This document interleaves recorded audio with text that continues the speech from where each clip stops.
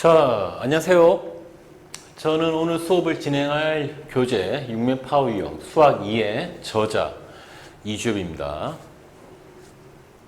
자, 오늘 진행할 단어는 이 단원 다항함수의 미분법의 네 번째 소단원 도함수의 활용 세 번째 내용이고요. 유형은 1번부터 21번까지로 구성되어 있고 문제는 657번부터 770번까지 구성되어 있습니다. 자, 그럼 역시 내용부터 보고 이제 문제풀이를 하도록 할게요. 자, 첫 번째 방정식의 활용 내용인데, 그래서 첫 번째 방정식의 실근의 개수.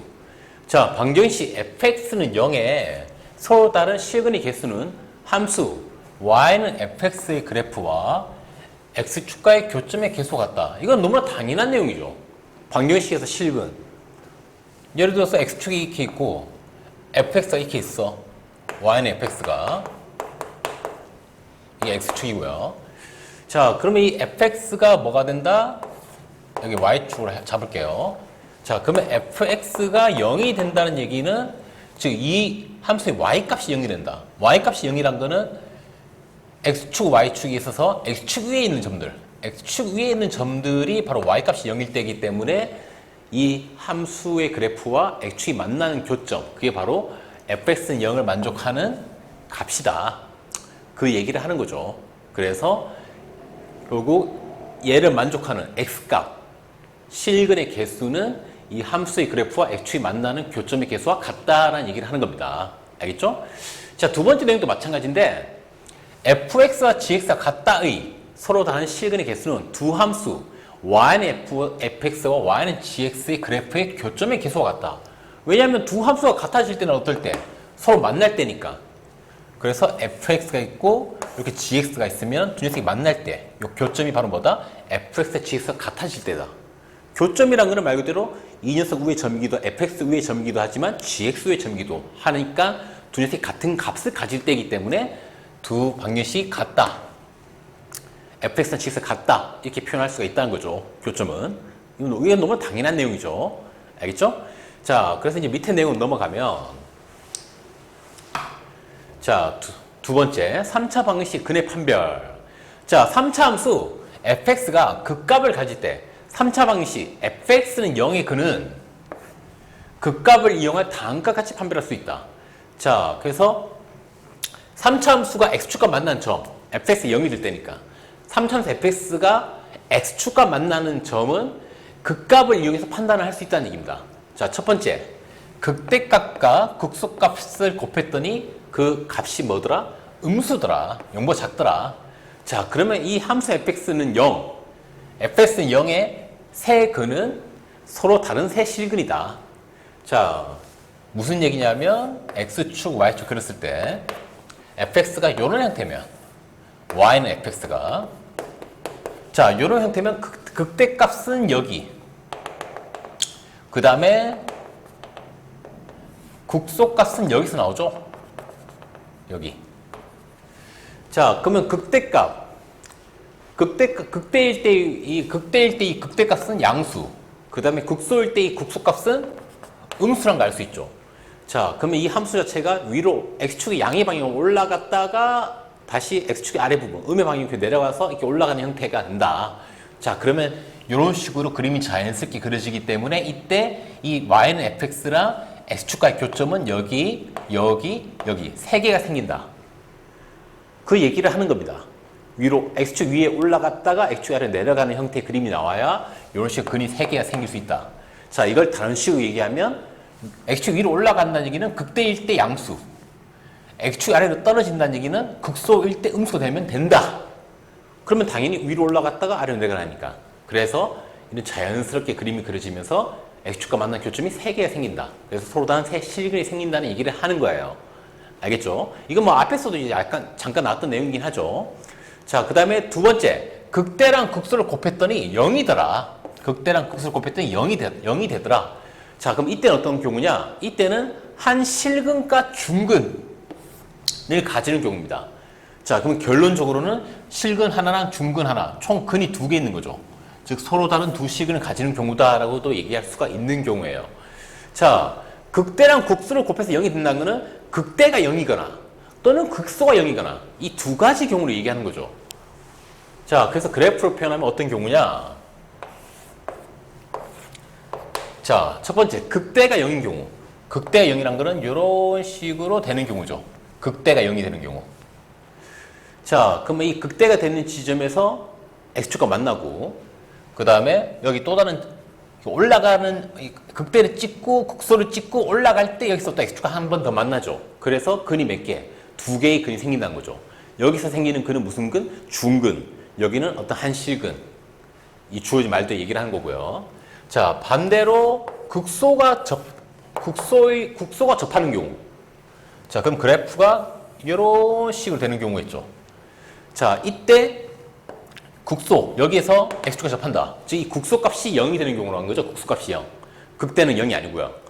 자, 그럼 역시 자연스럽게 이 함수가 x축과 만난 점은 여기 하나, 여기 하나. 여기서 실근 하나, 여기서 중근 하나. 이렇게 생긴다는 얘기예요. 자, 그래서 서로 단 두 실근이 생긴다 볼 수 있는 거죠. 그래서 3차 함수 y는 fx 그래프, 3차 함수 y는 fx가 서로 다른 두 실근을 가진 경우는 어떤 경우다? 이런 경우다. 한 곳에서는 중근, 한 곳에서는 중근 이외의 근이 생기는 경우. 그래서 우리는 이 얘를 어떻게 판단한다? 결국 이런 식의 그림이 되려면은 극대가 0이거나 극소가 0이거나 둘 중에 하나가 0이어야 되니까 결론적으로 극대 곱하기 극소는 0이 된다고 얘기하면 되겠네 라는 얘기를 하는 거예요. 뭐 그래프 봤을 때 너무 당연한 내용이죠. 자, 그 다음에 이제 넘어가서 세 번째 내용. 자, 극대랑 극소를 곱했는데 0보다 커. 그 결과값이. 자, 다시 얘기하면 두 개의 곱이 0보다 크다는 것은 두 녀석의 부호가 어떻다? 같다는 얘기죠. 극대랑 극소의 부호가 같다. 즉, 둘 다 플러스거나 둘 다 마이너스인 경우. 이러한 경우에는 한 실근과 두 허근을 가지는 경우다. 3차 방정식이. fx는 0이. 자, 역시 그래프로 표현해보면 자, 극대가 여기 있고 극소도 이렇게 있는 경우. 극대, 극소. 얘도 양수, 얘도 양수. 그러면 두 극대 값과 극소 값을 곱하게 되면 다 양수 되겠죠. 자, 이럴 경우 이 fx가 y는 fx가 x축과 만난 점이 어디 있습니까? 여기밖에 없죠. 그 실근이 하나밖에 나올 수가 없다는 거야. 자, 그러면 이제 여기서는 뭐라고 얘기할 수 있냐? 이 곡선 구간에서는 허근이 두 개 나온다고 볼 수 있는 거거든. 자, 그렇기 때문에 한 실근과 두 허근이라고 얘기를 하는 겁니다. 왜냐하면 3차 방정식은 기본적 근이 몇 개? 3개가 있어야 되니까. 3차 방정식은. 자, 그래서 이런 경우 극대랑 극소가 둘 다 양인 경우 또는 반대로 요렇게 극대도 음수, 극소도 음수인 경우에는 이 y는 fx가 x축과 만난 점 여기 하나밖에 없죠. 그럼 여기서 실근 하나 나온다는 얘기죠. 그리고 요 곡선 부분에서는 뭐가 나온다? 허근이 두 개 나온다는 겁니다. x축과 만나지 않기 때문에. 자, 그래서 그 얘기를 하는 거예요. 자, 그래서 우리는 앞에서 배웠던 극대값과 극소값을 이용해서 3차 함수의 3차 방정식 fx는 0을 만족하는 이 3차 방정식 근이 어떻다라고 얘기를 할 수 있다는 얘기예요. 알겠죠? 자, 밑에 참고를 보면 3차 함수 fx의 극값이 존재하지 않으면 방정식 fx0은 3중근을 갖거나 또는 한 실근과 두 허근을 갖는다. 자, 이게 무슨 말이냐면 극값이 존재하지 않는다는 게 무슨 말입니까? 극값이 존재하지 않는다.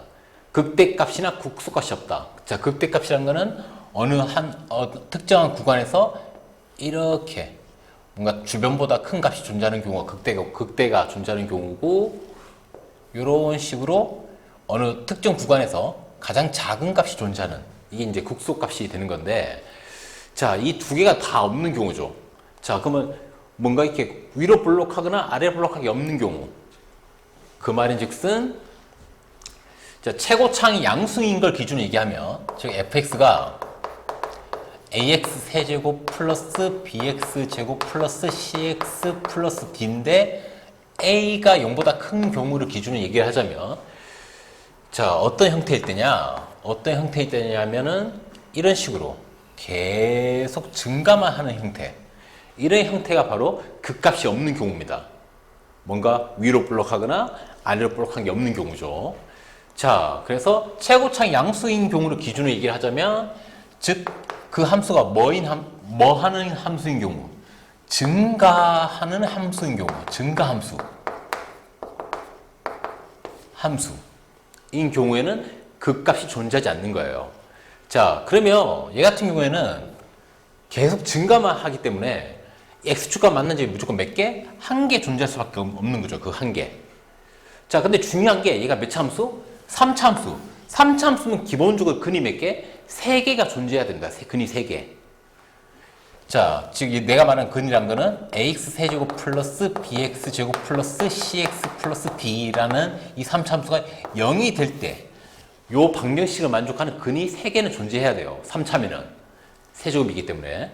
근데 실제로 0이 되는 거, 즉 x축과 맞는 점이 하나밖에 없는데 그럼 나머지 근 2개가 뭐냐?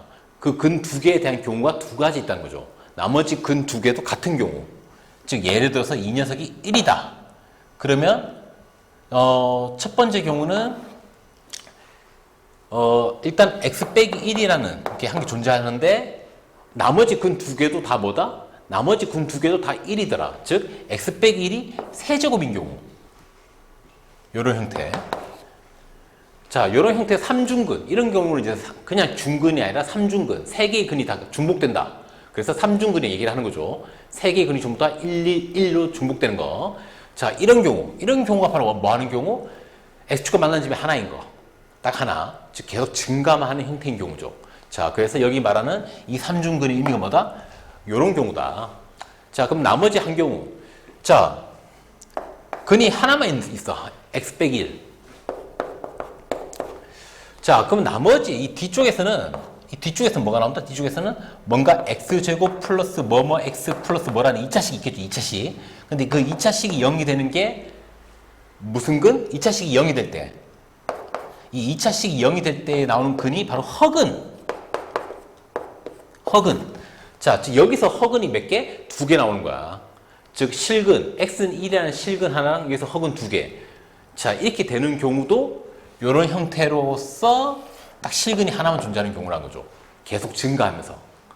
자, 그래서 이러한 2가지 경우 때문에 이런 2가지 경우가 바로 어떤 경우다? 극값이 존재하지 않는 경우. 다른 식으로 얘기하면 증가함수가 되는 경우다. 자, 그래서 문제 풀다가 어떤 3차 함수 fx가 있다. 근데 그 fx는 극값이 존재하지 않는다. 그럼 여러분들은 증가함수겠네. 최고차이 양수면. 반대로 이 최고차이 음수면은 이런 감소함수. 계속 감소만 하는 함수겠네. 이렇게 생각하면 된다는 얘기예요. 그리고 이러한 2가지 경우는 경우가 몇 가지 있다? 2가지 있다. 3중근, 근 3개, 뭔가의 세제곱 형태로 표현되는 3중근 형태거나 아니면 실근 하나랑 허근 2개가 나오는 형태거나. 알겠죠? 그렇게 알으라는 얘기예요. 그리고 여기서 추가로 얘기를 하자면 증가함수다. 방금 얘기했던 대로 이런 식으로 증가함수라서 극값이 존재하지 않는다. 그 말인 즉슨 이 함수 fx의 f'x 미분칭 값이 즉 접선의 기울기가 항상 0 이상이라는 거죠. 모든 x에 대해서. 이건 앞단에서 나왔던 거죠. 계속 증가만 한다? 그러면은 증가 함수인 게 확실하면 그 녀석의 미분칭 값은 무조건 0 이상이다. 이렇게 얘기할 수도 있고요. 즉 이게 만족이 되면은 결국 이 3차 함수는 극값이 존재하지 않는다라고 얘기할 수도 있는 거죠. 알겠죠? 그래서 그래서 극값이 3차 함수인데 극값이 존재하지 않는 경우를 좀 확실히 알으라고 이렇게 따로 얘기를 해 놓은 거예요. 알겠죠? 그래서 이렇게 되는 경우는 결과적으로 증가 함수라는 거는 무조건 x축이랑 맞는 점이 하나 생긴다. 그러면 실근이 하나 있는 거 아닙니까? 맞아. 실근이 무조건 하나는 존재해. 근데 그 하나가 뭐일 수도 있고, 아까 얘기했던 데 얘가 1이면은 x 빼기 1의 세제곱 형태가 돼서, 즉 이거 자체가 fx가 돼가지고 fx가 뭔가 세제곱 형태. 그래서 이 녀석 0이 되는 경우는 3중근이 나올 수도 있는 거고, 아니면은 일단 x 빼기 1이 하나 있고 여기 또 뭔가 x제곱으로 표현되는 2차식이 있는데 이 2차식이 0이 될 때가 허근이 나오는. 그래서 여기서 뒤에서 허근이 2개 나오는 경우, 실근 하나, 허근 2개 이렇게 되는 경우가 가능하다라는 얘기를 하는 거예요. 알겠죠? 자, 그래서 극값이 존재하지 않는 경우도 잘 알아놓으세요. 문제 풀다 보면 분명히 나올 수가 있거든요. 자, 그래서 이제 그 다음 내용으로 넘어가면, 자, 그 다음에 두 번째, 부등식의 활용. 자, 어떤 구간에서 부등식 fx는 0 이상의 증명. 자, 구간이 주어져 있고, 그때 이 함수 y는 fx가 0보다 각각은 크다를 증명하는 방법은 그 구간에서 fx가 가지는 가장 작은 값, 즉 최소값이 0보다 크면 각각은 크면 되는 거죠. 가장 작을 때의 값이 0보다 각각은 크면 당연히 다른 값도 또 0보다 클 거 아니야. 이게 무슨 얘기냐면, 이런 이참수가 있어. 좀 애매한가? 이참수 있다 시자. 그 구간을 뭐 여기서부터 여기 A부터 B까지 구간을 잡았어. 요 A에서 B까지 요렇게. 자, 그럼 이 구간에서 이 녀석이 항상 0보다 크다는 걸 증명하려면 이 구간에서 가진 최소값, 즉 얘는 아마 여기겠죠. 극소에 해당하는 극소값이 최소값이겠죠. 즉 이 값이 뭐가 되면 얘가 0보다 크면 나머지 값들은 볼 필요가 없는 거잖아요. 제일 작은 값이 0보다 크니까. 그거에 대한 얘기를 하는 겁니다. 알겠죠? 자, 그 다음 2번. 어떤 구간에서 fx가 gx보다 각각은 크다를 증명한 방법. 구간이 어떤 특정한 구간에서. 자, 이때 fx 빼기 gx를 hx 설정하자. 이게 무슨 말이냐면 이 gx를 이항한 거죠. 즉 fx 빼기 gx 꼴을 만든 거죠. 대신 이항했으니까 여기는 0이 되겠죠. 자, 그럼 결론적으로 이 fx 빼기 gx, 즉 hx가 뭐보다 크면 0 이상이 되면 된다는 얘기를 하는 겁니다. 0 이상.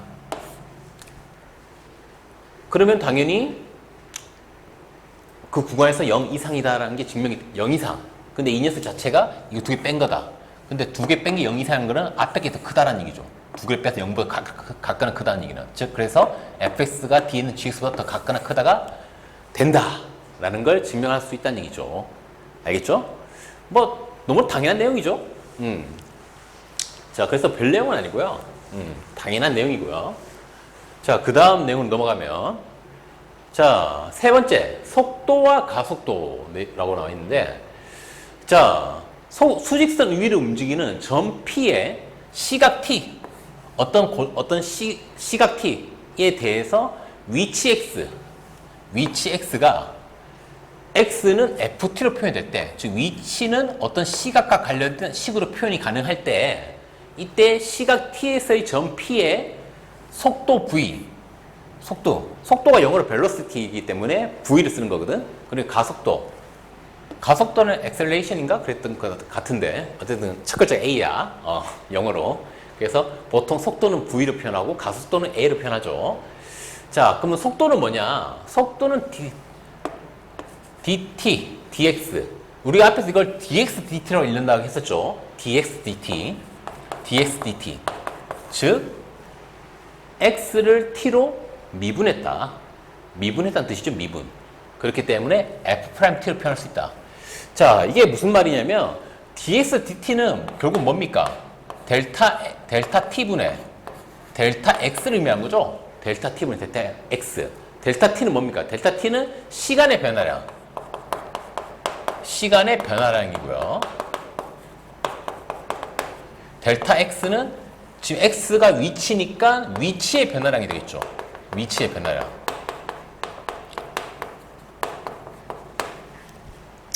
자, 속도의 의미가 뭐죠? 속도는 어떤 정해진 시간 동안 얘가 얼마만큼 움직였냐. 그래서 어떤 위치에 도달했냐. 그게 이제 속도의 의미잖아요. 자, 그래서 이 식 자체가 바로 V를 나타내는 식입니다. V. 속도를 나타내는 식이란 거야.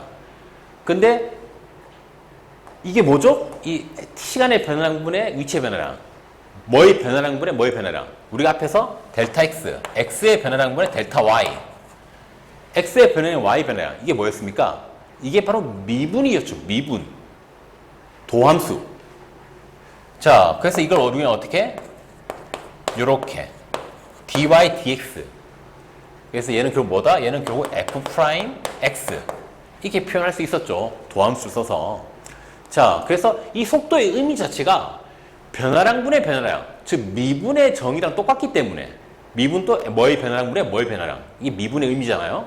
자, 같기 때문에 우리는 이 속도를 미분으로 표현할 수가 있다라는 얘기를 하는 겁니다. 이 속도의 의미 자체가 미분으로 표현할 수 있는 형태이기 때문에 의미 자체가.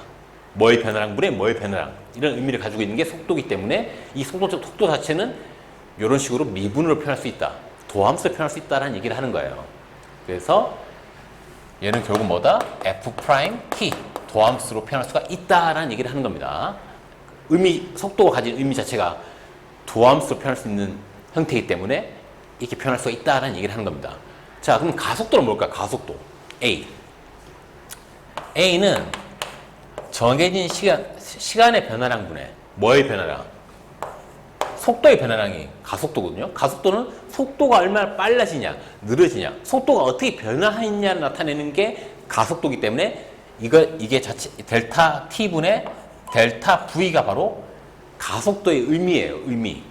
근데 이거 변화량분의 변화량. 그럼 결국 이 녀석도 뭘 의미하는 거죠? 변화량분의 변화량이니까 역시 도함수, 미분으로 표현할 수 있다는 얘기죠. 그래서 얘는 결과적으로 dv, dt. 즉, 여기서 v를 써야 되겠지? 위에 있는 v가 속도식이니까 v 프라임 t. 이런 식으로 역시 똑같이 도함수로 표현할 수가 있다. 미분을 표현할 수 있다. 누구를? 가속도를. 왜냐하면 가속도의 의미 자체가 변화량분의 변화량이기 때문에. 즉 도함수로 나타낼 수 있는 의미이기 때문에. 지금 도함수로 나타낼 수 있는 식이기 때문에 도함수로 나타낼 수가 있다라는 얘기를 하는 겁니다. 도함수 자체가 변화량분의 변화량을 나타내는 게 도함수이기 때문에. 알겠죠? 그거에 대한 얘기를 하는 거예요. 즉 여러분들 앞에서 배웠던 미분을 통해서 속도랑 가속도를 구할 수가 있다라는 얘기를 하는 거예요. 알겠죠? 자, 근데 여기서 좀 중요한 거 속도. 자, 우리가 흔히 속도랑 속력이 다르다는 걸 알고 있죠? 속도랑 속력의 차이. 자, 속도는 뭐가 있습니까? 속도는 그 움직이는 녀석이 빠르기를 나타내기도 하지만 빠르기랑 플러스 그 움직이는 물체의 움직이는 녀석의 방향까지도 나타내는 게 바로 속도고요. 속도는 빠르기 플러스 방향.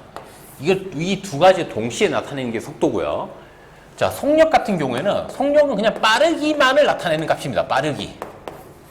속력은 빠르기만을 나타내는 거야. 방향은 나타내지 않습니다. 속력은. 자, 이 차이점 좀 알으라는 얘기야. 자, 이게 무슨 말이냐면 수직선이 있어요. 수직선. 여기 원점 있고요. 0이 있고요. 자, 그래서 수직선에 어떤 점이 있는데 자, 내가 점이 이쪽으로 움직이면 양의 방향으로 움직인다. 양의 방향으로 움직인다. 이렇게 설정을 하고요. 그러면 그 반대로 움직이면 뭐로? 당연히 음의 방향. 음의 방향으로 움직인다 설정을 할 수가 있겠죠. 방향이 반대니까.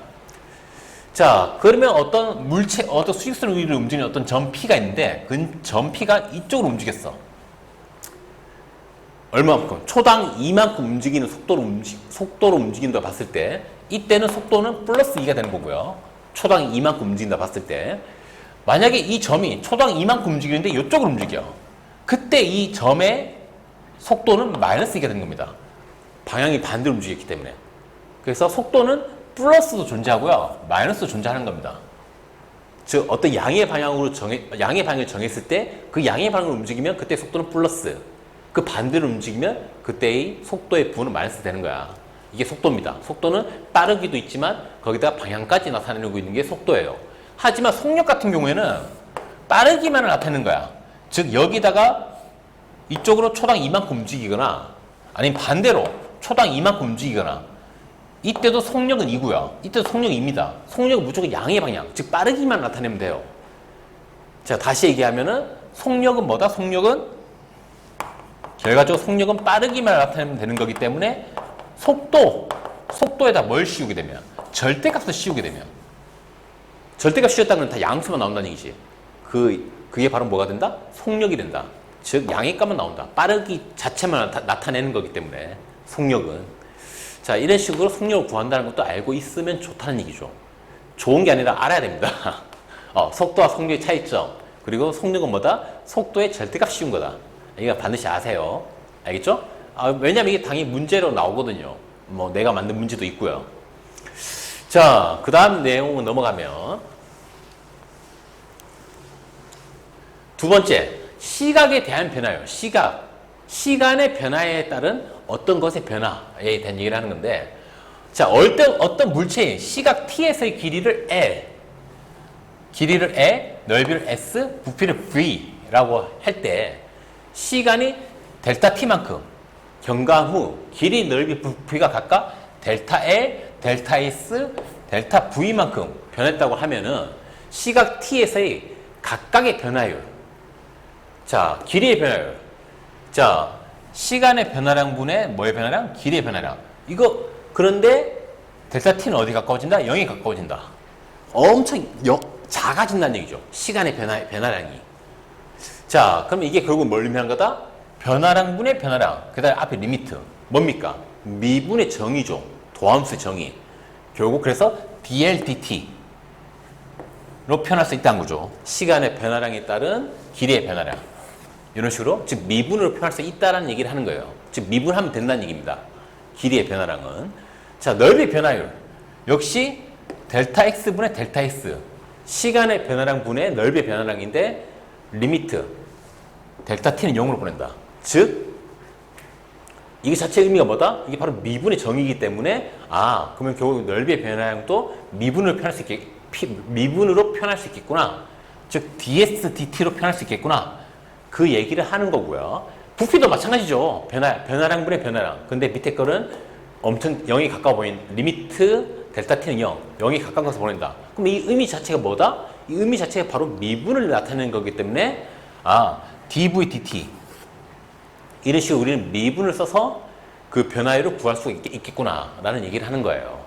의미 자체가 미분을 나타내는 거기 때문에. 알겠죠?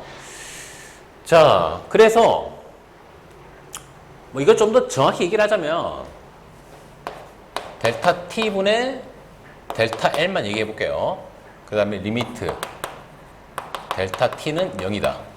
자, 그러면 어떤 시각 t가 얼마일 때, t가 뭐 a일 때 나는 길이의 변화를 알고 싶다. 그러면 그때는 뭐가 되는 거냐면 리미트 델타 t는 0으로 가는데 델타 t분의 그 길이를 나타내는 시기 y는 lt 이렇게 표현했을 때 길이를 나타내는 시기 그러면 l에 a 플러스 델타 t 빼기 l a 이렇게 표현하면 된다라는 얘기를 하는 거예요.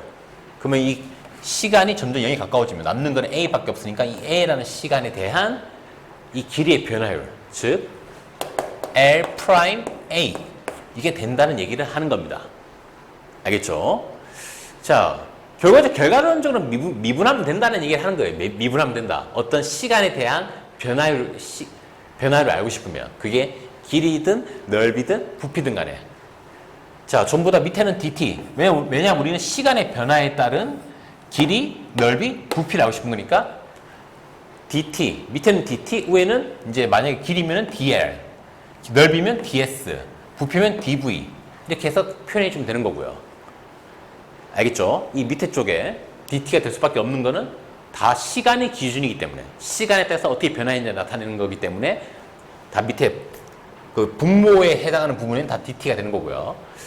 자, 뭐 지금은 약간 애매할 수 있지만 문제 풀어보면 좀 확실히 알 거예요.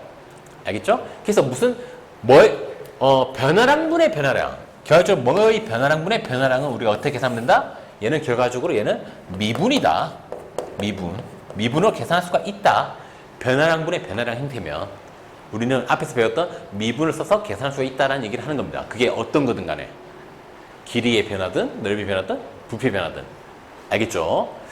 자, 그래서 일단 내용 설명은 다 했고요. 이제 문제 풀이를 하도록 할게요. 자, 유형 1번 방정식 fx는 k의 실근의 개수라고 되어 있네요. 자, 봅시다. 미분 가능 함수 y는 fx의 도함수 y는 f'x의 그래프가 오른쪽 그림 같다. 자, 이때 방정식 fx는 k의 서로 다른 실근의 최대 개수. 자, 이 의미가 뭡니까? 이 fx는 k는 같다. 즉 y는 fx랑 y는 k랑 이 두 녀석의 교점을 얘기해요. 교점을 나타내는 식이 바로 뭐다? fx랑 k가 어떨 때? 같을 때죠. 자, 그래서 즉 교점이 최대로 많이 나올 수 있는 경우는 어떤 경우냐? 그거를 묻는 건데, 자, 그럼 우리는 이 도함수를 통해서, 원래 fx의 그래프를 대략 그릴 수 있겠죠. 자, 그럼 일단 뭐부터? 당연히 우리가 앞에서 배웠다시피 극대랑 극소부터 판단하는 게 좋겠죠? 극대, 극소. 자, 그러면 그 말인 즉슨 이 f'x가 0이 될 때, 여기 있고요, 여기 있고요, 여기 있고, 여기 있네. 0이 될 때. 자, 이 0이 될 때 포인트를 기준으로 이 fx의 그래프를 그려보면 되겠죠. 자, 첫 번째, 이 0. 자, 이 원점을 기준으로 왼쪽일 때는 마이너스, 좀 지나면 플러스. 즉, 감소하다가 증가하는 형태라는 얘기죠. 자, 그럼 여기서 무슨 값? 여기서 극소값이 나온다는 거죠, 극소값. 감소하다가 증가하는 형태. 자, 그 다음에 이 A라는 지점. A라는 지점은 증가하다가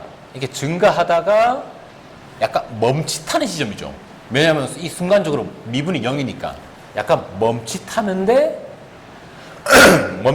근데 뭡니까? 이 전에 플러스였다가 그 다음에도 플러스야. 멈칫하고 계속 증가하는 겁니다. 이렇게 멈칫하고 계속 증가하는 거야. 어디까지? B까지. 자, 근데 B는 보면 알겠지만 B는 플러스였다가 뭐로 바뀌죠? 마이너스 바뀌는 지점이죠. 즉 증가하다가 문제 그 다음부터 여기 B를 지나면 감소 이렇게 되는 거. 즉 B에서 무슨 값? B에서 극대값이라는 걸 알 수 있다는 거죠. 자, 그래서 감소하다가 이 C 지점 보면 C는 뭡니까? C는 마이너스였다가 플러스로 바뀐 지점이거든요. 즉 감소하다가 증가로 바뀌는 구간. 이런 구간이라는 거죠. C가. 자, 그러면 결론적으로 그래프는 어떤 형태 그래프? 그래프 너무 좀 못 그리긴 했는데. 자, 봅시다. 여기서 극소를 찍고 계속 증가만 쭉 하다가 여기서 극대를 찍고 여기서 극소를 찍는 형태. 이런 형태의 그래프가 누구다? 얘가 바로 y는 fx 그래프다. 자, 그럼 우리 이 녀석과 누구 이겼죠? y는 k는 뭡니까? 옆으로 k라는 값을 쭉 가지는 직선이죠. 자, 그러면 k라는 값이 이렇게 있으면 교점 몇 개? 2개. 만약에 이렇게 지나면은 교점이 여기 접할 때 여기 3개. 이렇게 지나면은 하나, 둘, 셋, 4개. 그 다음에 여기 위에 접하게 되면은 다시 하나, 둘, 3개 되고 더 위로 올라가면은 2개. 자, 우리가 찾는 거는 최대일 때니까 최대일 때는 하나, 둘, 셋, 4개일 때. 즉, y는 k가 여기 있을 때라는 걸 알 수 있는 거죠. 그래서 그때 fx랑 만나는 교점이 몇 개? 최대. 하나, 둘, 셋, 4개 된다는 걸 알 수 있는 거죠. 그 답은 몇 번? 답은 4번이라는 걸 알 수가 있는 거죠. 자, 그래서 그래프를 그릴 줄 알으라라고 만든 문제겠죠. 그래프 개형을. 알겠죠? 자, 그래서 이제 그 다음 내용으로 넘어가면, 자, 유형 2번. 방정식의 실근의 부호. 문제는 669번이고요. 자, x에 대한 방정식. x세제곱 마이너스 6x제곱 플러스 9x 빼기 k는 0이 서로 단 3개의 양근을 갖도록 하는 실수 k 값의 범위를 구해라. 자, 이거 상당히 문제로 많이 만드는 형태인데, 여러분들이 좀 알아야 될 거는, 이 녀석을 그걸 할 줄 알아야 됩니다. 좀, 이렇게 모양을 좀 나눌 줄 알아야 돼요.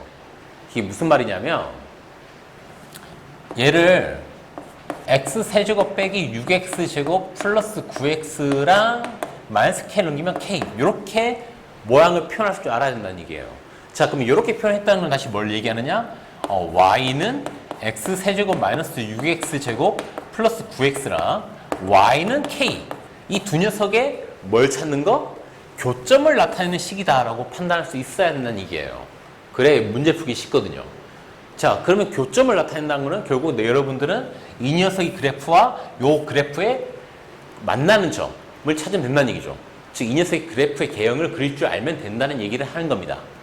자, 그럼 이 녀석의 그래프를 그리려면 당연히 극대랑 극소가 뭔지 알면 제일 좋죠. 3차 함수니까. 자, 그럼 얘 그래프를 한번 그리기 위해서 y'.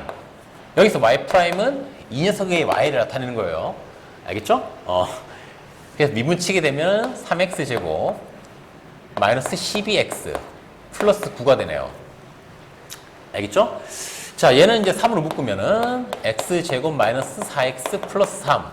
자, 그럼 얘는 결국 인수분해 되느냐? 당연히 되겠죠. x 빼기 1이랑 x 빼기 3으로 되네요. 자, 그럼 얘를 통해서 우리는 뭘 할 수 있다? 이 3차식의 그래프를 그릴 수가 있는 거죠. 옆에다 그려볼까? 자, 이 도함수 자체가 1과 3이 근으로 가지는 형태네. 이런 형태. 여기가 1, 여기 3. 아래로 볼록. 이런 형태죠? 자, 이게 바로 F'X의 그래프. 아, 이걸 Y' 말고 그냥 F' 잡을게. 헷갈릴 수 있겠다. 이렇게. 자, 그러면 1을 기준으로 왼쪽에서는 플러스였다가 1보다 좀 지나면 마이너스가 되니까 이 1에서 뭐가 되는 겁니까? 증가하다 감소해야 되니까 극대를 이렇게 찍어야 되죠. 극대. 자, 그 상 같은 경우는 뭡니까? 상 같은 경우에는 쭉 마이너스니까 감소를 쭉 하다가 여기서 뭐로 바뀌죠? 플러스 바뀌죠. 그러면 여기서 극소를 찍고 다시 올라간다는 얘기죠. 이렇게. 자, 이게 누구의 그래프다? 이게 바로 Y는 fx의 그래프다. 자, 그럼 우리가 지금 찾는 건 이 fx, fx의 그래프랑 k가 뭘 가진다? 세 개의 양근을 가져야 된다. 양의 근. 그걸 찾아야 된다는 얘기죠. 자, 그럼 이 그래프 좀 더 우리가 표현할 수 있을까? 자, 1일 때 1 넣어보면 되겠네. 여기다 1. 자, 그럼 F1은 얼마고요? F1은 1 넣게 되면은 1 빼기 6 플러스 9. 얼마? 4를 가지네요. F1은 4. 자, 극대일 때 해당하는 이 함수의 값은 4가 되는 거고요. 함수 값이. 그 다음 두 번째, 극소에 해당하는 함수 값 3. F3. 자, 3을 넣어보면 3의 세제곱은 27 빼기 39, 69, 54 플러스 39, 27 결국 0이 되네요. 3일 때는 0을 찍고 1일 때는 4를 가진다. 자, 그러면 한 가지 더. 우리는 지금 양의 근을, 세 개의 양의 근을 갖는 거니까 좀 더 이 그래프를 좀 알 필요가 있어요. 0일 때 x값 0을 기준으로 얼마인지 알아야 되겠죠. 자, 근데 얘 같은 경우는 x에는 0을 넣게 되면 y가 또 0이 된다. 즉 원점을 지난다는 거야. 원점. 자, 그러면은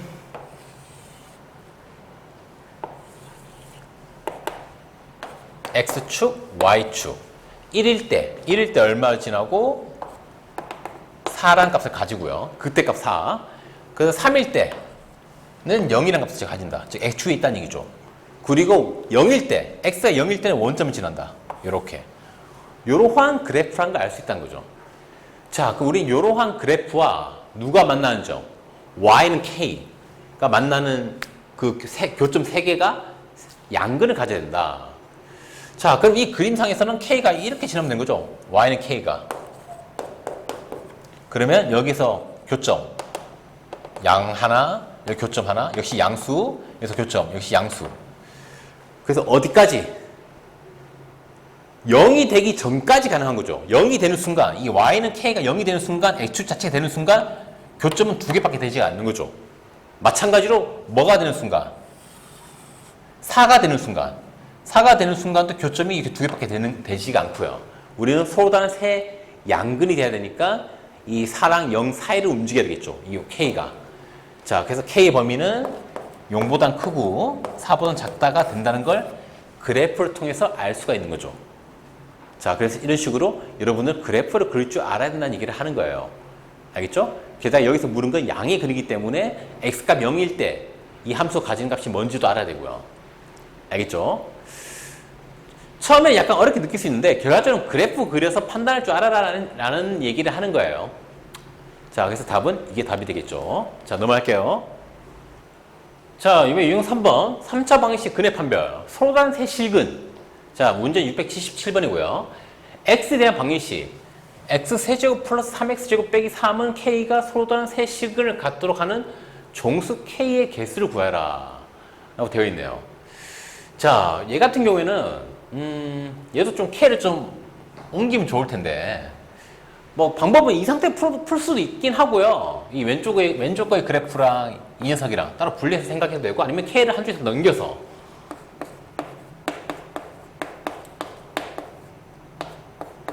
이렇게 생각해서 이 3차 방정식이 세 식을 갖는 걸 생각해도 됩니다. 자, 지금은 얘를 가지고 또 한번 놀아볼게요.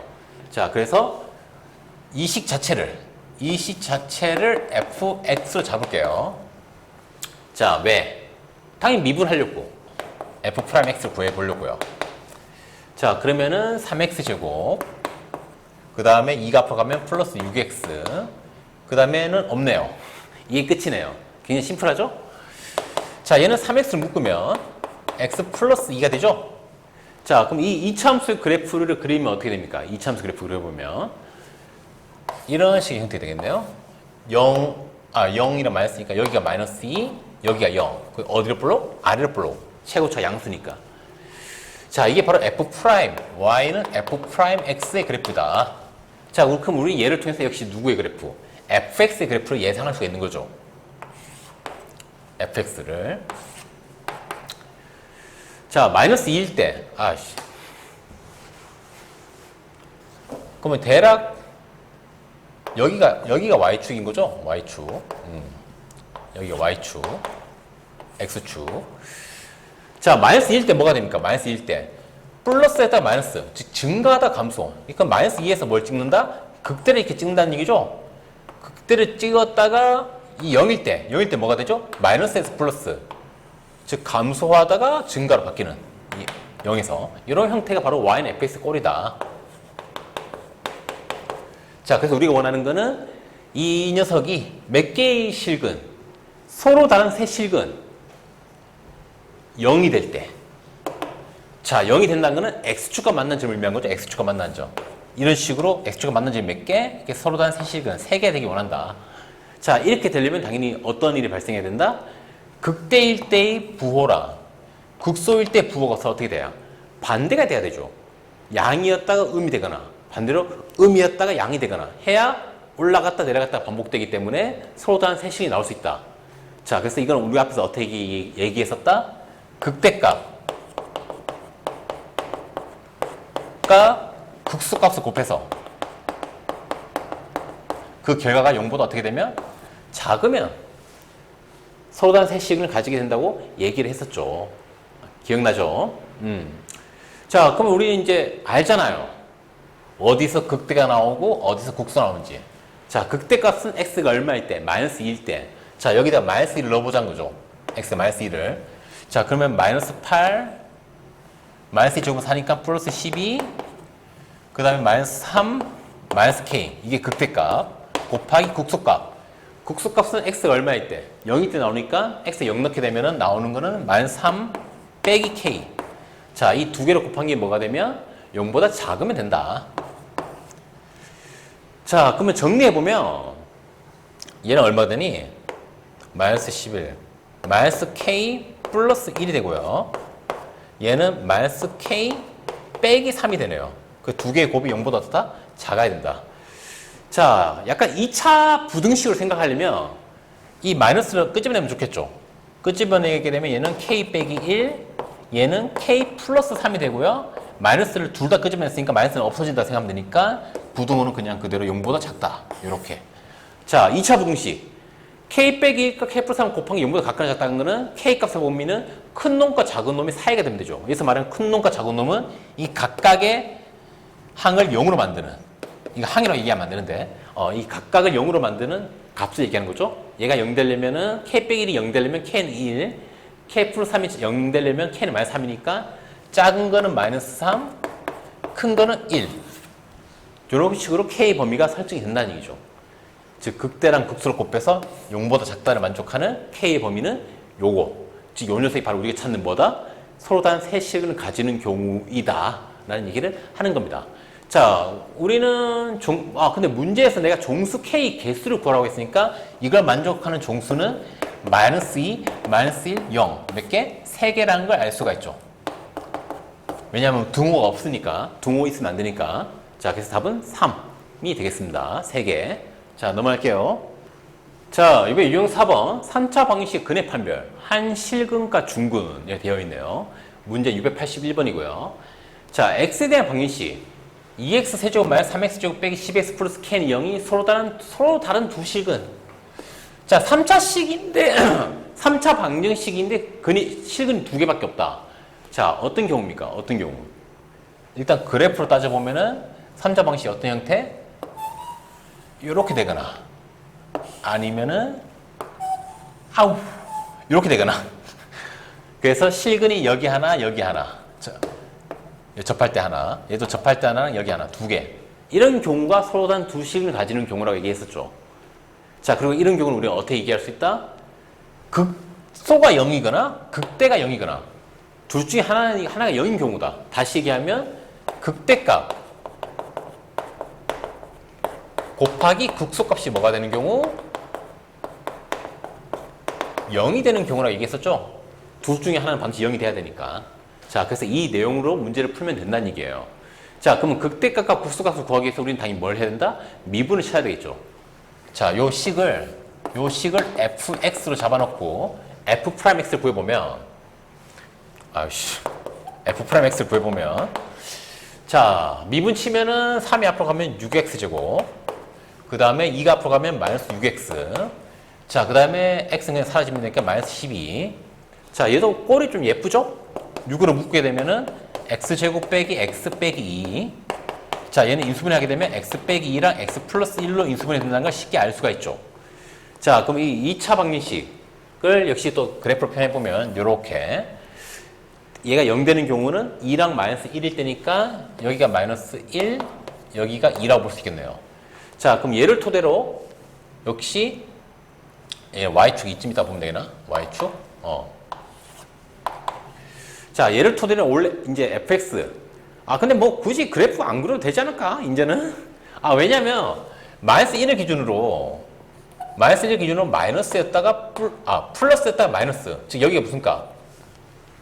증가하다가 감소로 바뀌는 거니까 여기가 바로 극대 얘가 바로 극대가 되는 지점이고 2가 뭡니까? 2 마이너스였다가 플러스로 바뀌는 지점이니까 여기가 뭐다? 여기가 바로 극소가 되는 포인트라는 거 알잖아요. 자, 그러면 우리가 원하는 거는 극대랑 극소 값을 곱한 게 뭐가 된다? 0이 돼 원하니까 그냥 극대값 x가 얼마일 때? 마이너스 1일 때. 자, 여기 x가 그냥 마이너스 1 넣으면 되는 거죠. 극대값은 다시 얘기해서 극대값은 뭐다? f 마이너스 1이다. 그 다음에 극소값은 뭐다? f2다. 그래서 그래프 그리지 말고 그럼 바로 계산할게요. 얘는 뭐 앞이랑 똑같으니까. 자, f-1 x에다 뭘 넣자? 마이너스 1을 넣자.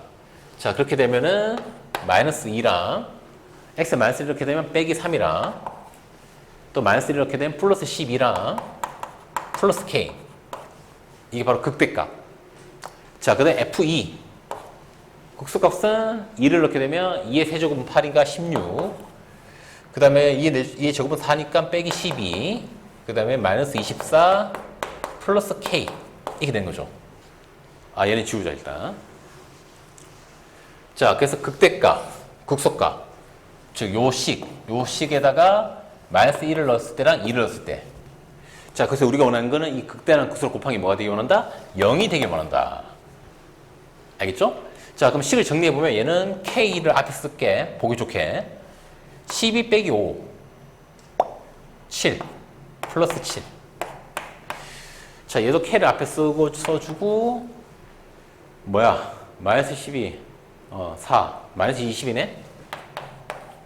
우리 얘가 0이 되길 원한다. 자, 그러면 K 값은 뭐다? K는 마이너스 7이 되거나, K는 20이 돼야 우리가 원하는 형태다라는 얘기를 하는 거죠. 그래서 모든 실수 K값의 합, 즉 마이너스 7이랑 20을 더하면 되겠네. 그럼 답은 얼마? 답은 13이 된다는 걸 쉽게 알 수가 있죠. 자, 알겠죠? 여러분들이 이제 이 문제에서 중요한 거는 서로 3차 방정식이 서로 다른 두 식을 가진 경우는 어떤 경우다? 이런 경우 또는 이런 경우라는 걸 알아야 된다는 거죠. 그리고 이런 경우는 어떻게 표현할 수 있다? 극소가 0이거나 극대가 0일 때니까 극대값과 극소값의 곱이 0이 된다. 이렇게 식을 만든다는 걸 알면 되고요. 그 다음에는 그냥 식만 쭉쭉쭉 만들어서 풀면 되는 거니까 쉽게 할 수가 있는 거죠. 알겠죠? 자, 어쨌든 다음 문제 넘어갈게요. 자, 유형 5번 3차 방식 근해 판별 한 실근과 두 허근을 가지는 경우. 자, 685번 x에 대한 방정식 x세제곱 플러스 4x제곱 빼기 3x 플러스 k는 0이 한 실근과 두 허근을 갖도록 하는 실수 k의 값의 범위 구해라. 자, 그러면 아까랑 마찬가지로 요 녀석을 뭐로 잡자? 요 녀석을 fx 잡자. 일단 식을. 자, 그럼 이 3차 방정식이 한 실근과 두 허근을 갖는 경우는 어떤 경우다? 한 실근과 두 허근 같은 경우는 기본적으로 이렇게 되는 경우 또는 이렇게 되는 경우다 라고 얘기를 했었죠. 자, 그래서 한 실근과 여기서는 x축가 만나지 않으니까 여기서 허근 두 개, 얘도 마찬가지로 여기서는 실근 나오지만 여기서는 x축가 만나지 않으니까 허근 두 개, 이렇게 생각을 하면 되는 거예요. 자, 그러면 이런 모양이라는 건 무슨 얘기다? 위에 같은 경우에는 극대의 값도 양수, 극소 값도 양수고요. 밑에 같은 경우에는 x축의 아래에 있으니까 극대 값도 음수, 극소 값도 음수. 그럼 이 두 가지 경우는 모두 얘기할 수 있는 경우는 극대 값과 곱하기 극소 값이 뭐가 돼야 된다? 0보다 커야 된다 라는 얘기를 하는 거죠. 같은 부호가 돼야 된다. 둘 다 양수구나 둘 다 음수구나. 자, 그럼 이제 우리는 뭐 극대값이랑 극소값을 구해서 곱해서 0보다 크다 이 식만 만들면 되는 거죠. 자, 그러면 극대값을 알기 위해서 우리는 뭘 하자? 얘를 미분치자. f'x를.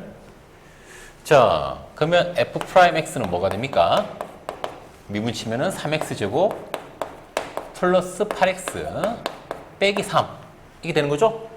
자, 얘 인수분해 뭐 될 것 같죠? 3, 1, 3, 1 얘가 마이너스 얘가 플러스 곱하고 더하게 되면은 플러스 8 나오는 거 확인되니까 인수분해 하게 되면 3x 빼기 1 하나랑 밑에는 x 플러스 3.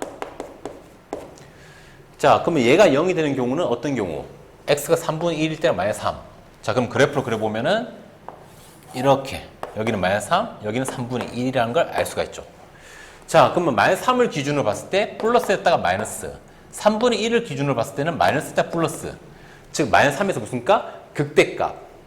3분의 1에서 무슨 값? 극소값이 된다는 걸 알 수가 있죠. 마이너스, 즉 감소하다 플러스 바뀌니까. 자, 그럼 극대값은 f-3, 극소값은 f3분의 1. 그래서 우리 이 두 개를 곱하기 뭐가 되기 원한다? 0보다 크기를 원한다. 이 얘기를 하는 겁니다. 자, 그럼 f-3 이 fx씩 여기다 x에서 뭘 넣자? -3을 넣자는 얘기죠. 숫자가 꽤 크게 나오겠네. 자, 한번 해볼게요. f-3 계산해보면 처음에 x 세제곱 -3 세제곱하면 마이너스 27. 자, 그 다음에 -3 제곱하면 9, 4, 9, 36. 그 다음에 플러스 9 플러스 k 이게 f-3. 아, 칸이 모자랄 것 같은데? 밑에다 적지 뭐. 자, f3분의 1 3분의 1 세제곱하면 27분의 1. 그 다음에 플러스 3분의 1 제곱하면은 9분의 1인데 4가 곱해지니까 9분의 4. 그 다음에 3분의 1 곱하기 빼기 3은 빼기 1. 그 다음에 플러스 k.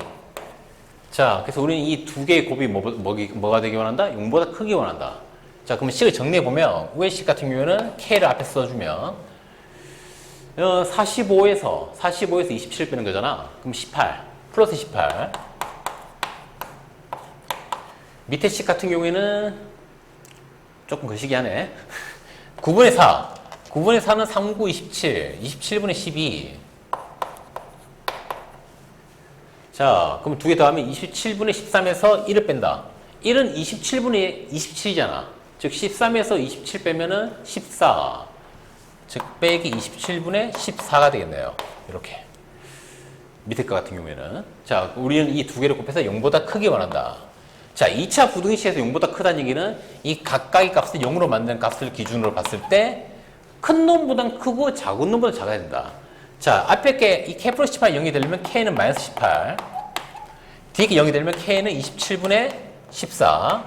자, 그러면 큰 놈이 얘니까 k는 27분의 14보다 크거나 또는 k는 뭐보다 작은 놈 마이너스 18보다 작다. 이거 또는 이거. 이게 바로 뭐가 된다? 답이 된다는 얘기죠. 중간에는 또는이란 말이 들어가야 되겠죠. 또는 이거 또는 이거. 이게 바로 답이 되겠습니다. 알겠죠? 어렵나? 그냥 기본 개념을 생각하면 그렇게 어렵진 않은데 이건 내가 문제를 좀 약간 숫자가 좀 약간 거지같이 나오게 만들긴 했는데 푸는 건 이렇게 풀면 됩니다. 알겠죠? 자, 넘어갈게요. 자, 이번에 유형 6번 두 그래프의 교점의 개수. 문제는 689번이고요. 곡선 y는 x제곱 빼기 2x와 직선 y는 x 빼기 k가 서로 다른 몇 개이죠? 세 점에서 만나도록 하는 실수 k 값의 범위를 구해라. 즉 교점이 3개다. 교점이 서로 다른 3점이 나와야 된다. 자, 그러면 교점은 어떻게 구한다? 교점은 두 식이 어떨 때? 같을 때. 이렇게 이런 식으로 식을 만들면 된다 얘기했었죠. 자, 그럼 얘를 다 넘기면 x세제곱 빼기 3x 플러스 k는 0. 요 방정식을 만족하는 x값이 몇 개? 서로 다른 3점이니까 서로 다른 3개의 x값을 가져야 되는 거야. 서로 다른 3실근을. 자, 그 말인즉슨 x축을 기준으로 봤을 때 서로 다른 3실근을 가질 수 있는 경우는 이런 식의 형태가 돼서 교점이 몇 개? x축과 만난 점이 몇 개? 3개가 되는 경우. 이때는 우리가 앞에서 뭐라고 얘기했죠? 극대일 때의 부호랑 극소일 때 부호가 서로 뭐가 돼야?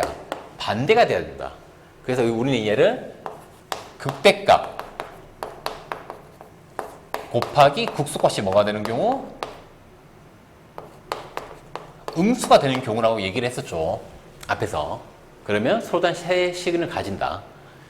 자, 그러면 극대 극소를 구해야 되겠네. 그 말인즉슨 이 식을 fx로 놓고 f't를 구해보면 f'x를 구해보면 미분을 쳐보면 3x 제곱에 빼기 3이잖아. 자, 그럼 얘는 3으로 묶으면은 x 제곱 빼기 1이니까 x 플러스 1 하나, x 마이너스 1 하나로 인수분해 되죠. 자, 그럼 얘는 대충 어떤 2차 방정식 아래로 볼록하면서 이런 형태. 여기는 마이너스 1, 여기는 1. 이러한 2차 방정식이라는 걸 알 수가 있죠. 마이너스 1과 1이 때 0이 되는. 자, 근데 마이너스 1을 기준으로는 플러스에다 마이너스, 1을 기준으로 마이너스 플러스. 즉 마이너스 1 때 무슨 값? 증가하다 감소니까 극대. 이래서는 마이너스 1에서 극대. 이래서는 이렇게 극소. 이런 형태 된다. 자, 그러면 우리는 뭐? 극대값이 뭐다? f-1. 극소값이 뭐다? f1이라는 거 알아냈으니까 두 개의 곱이 음수. 얘를 풀면 된다는 얘기죠. 알겠죠?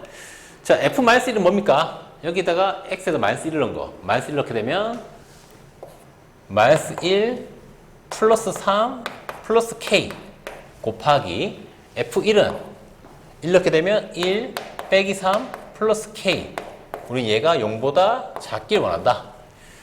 자, 그러면 k 좀 보기 좋게 정리하면 k 플러스 2랑 k 빼기 2로 곱한 게 0보다 작다.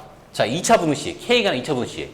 얘가 0보다 작다는 거는 큰 값과 작은 값 사이. 이때 말하는 큰 값과 작은 값은 이 각각이 0이 될 때 k 값을 얘기하는 거죠. 자, 얘가 0을 내면 k 값은 마이너스 2. 얘가 0이 되려면 k 값은 2니까 결국 k 범위는 마이너스 2랑 2 사이가 된다. 이렇게 하면 답이 되겠네요. 즉 이게 답입니다. 앞에서 나왔던 내용을 그냥 또 쓰면 되는 거죠. 단 교점을 구한 식을 어떻게 나타내야 된다? 교점이란 거는 두 녀석이 동일한 x, y 값 가질 때, 즉 이 녀석의 y 값과 이 녀석의 y 값이 같을 때니까 두 식 자체가 같을 때로 해서 교점을 구하는 식을 만들어서 앞에 나왔던 내용을 그대로 쓰면 된다라는 내용이에요. 문제는 되게 쉽죠. 자, 넘어갈게요. 자, 이번에 유형 7번 접선의 개수. 문제는 695번이고요. 자, y는 x세제곱 플러스 1 밖에 한 점이 있습니다. 그 한 점은 마이너스 1,a고요. 자, 이 점에서 주어진 곡선의 서로 다른 몇 개? 3개의 접선을 그을 수 있도록 하는 실수 a의 값의 범위를 구해라. 자, 이게 무슨 말이냐면 y는 x세제곱 플러스 1이 이렇게 있다고 봤을 때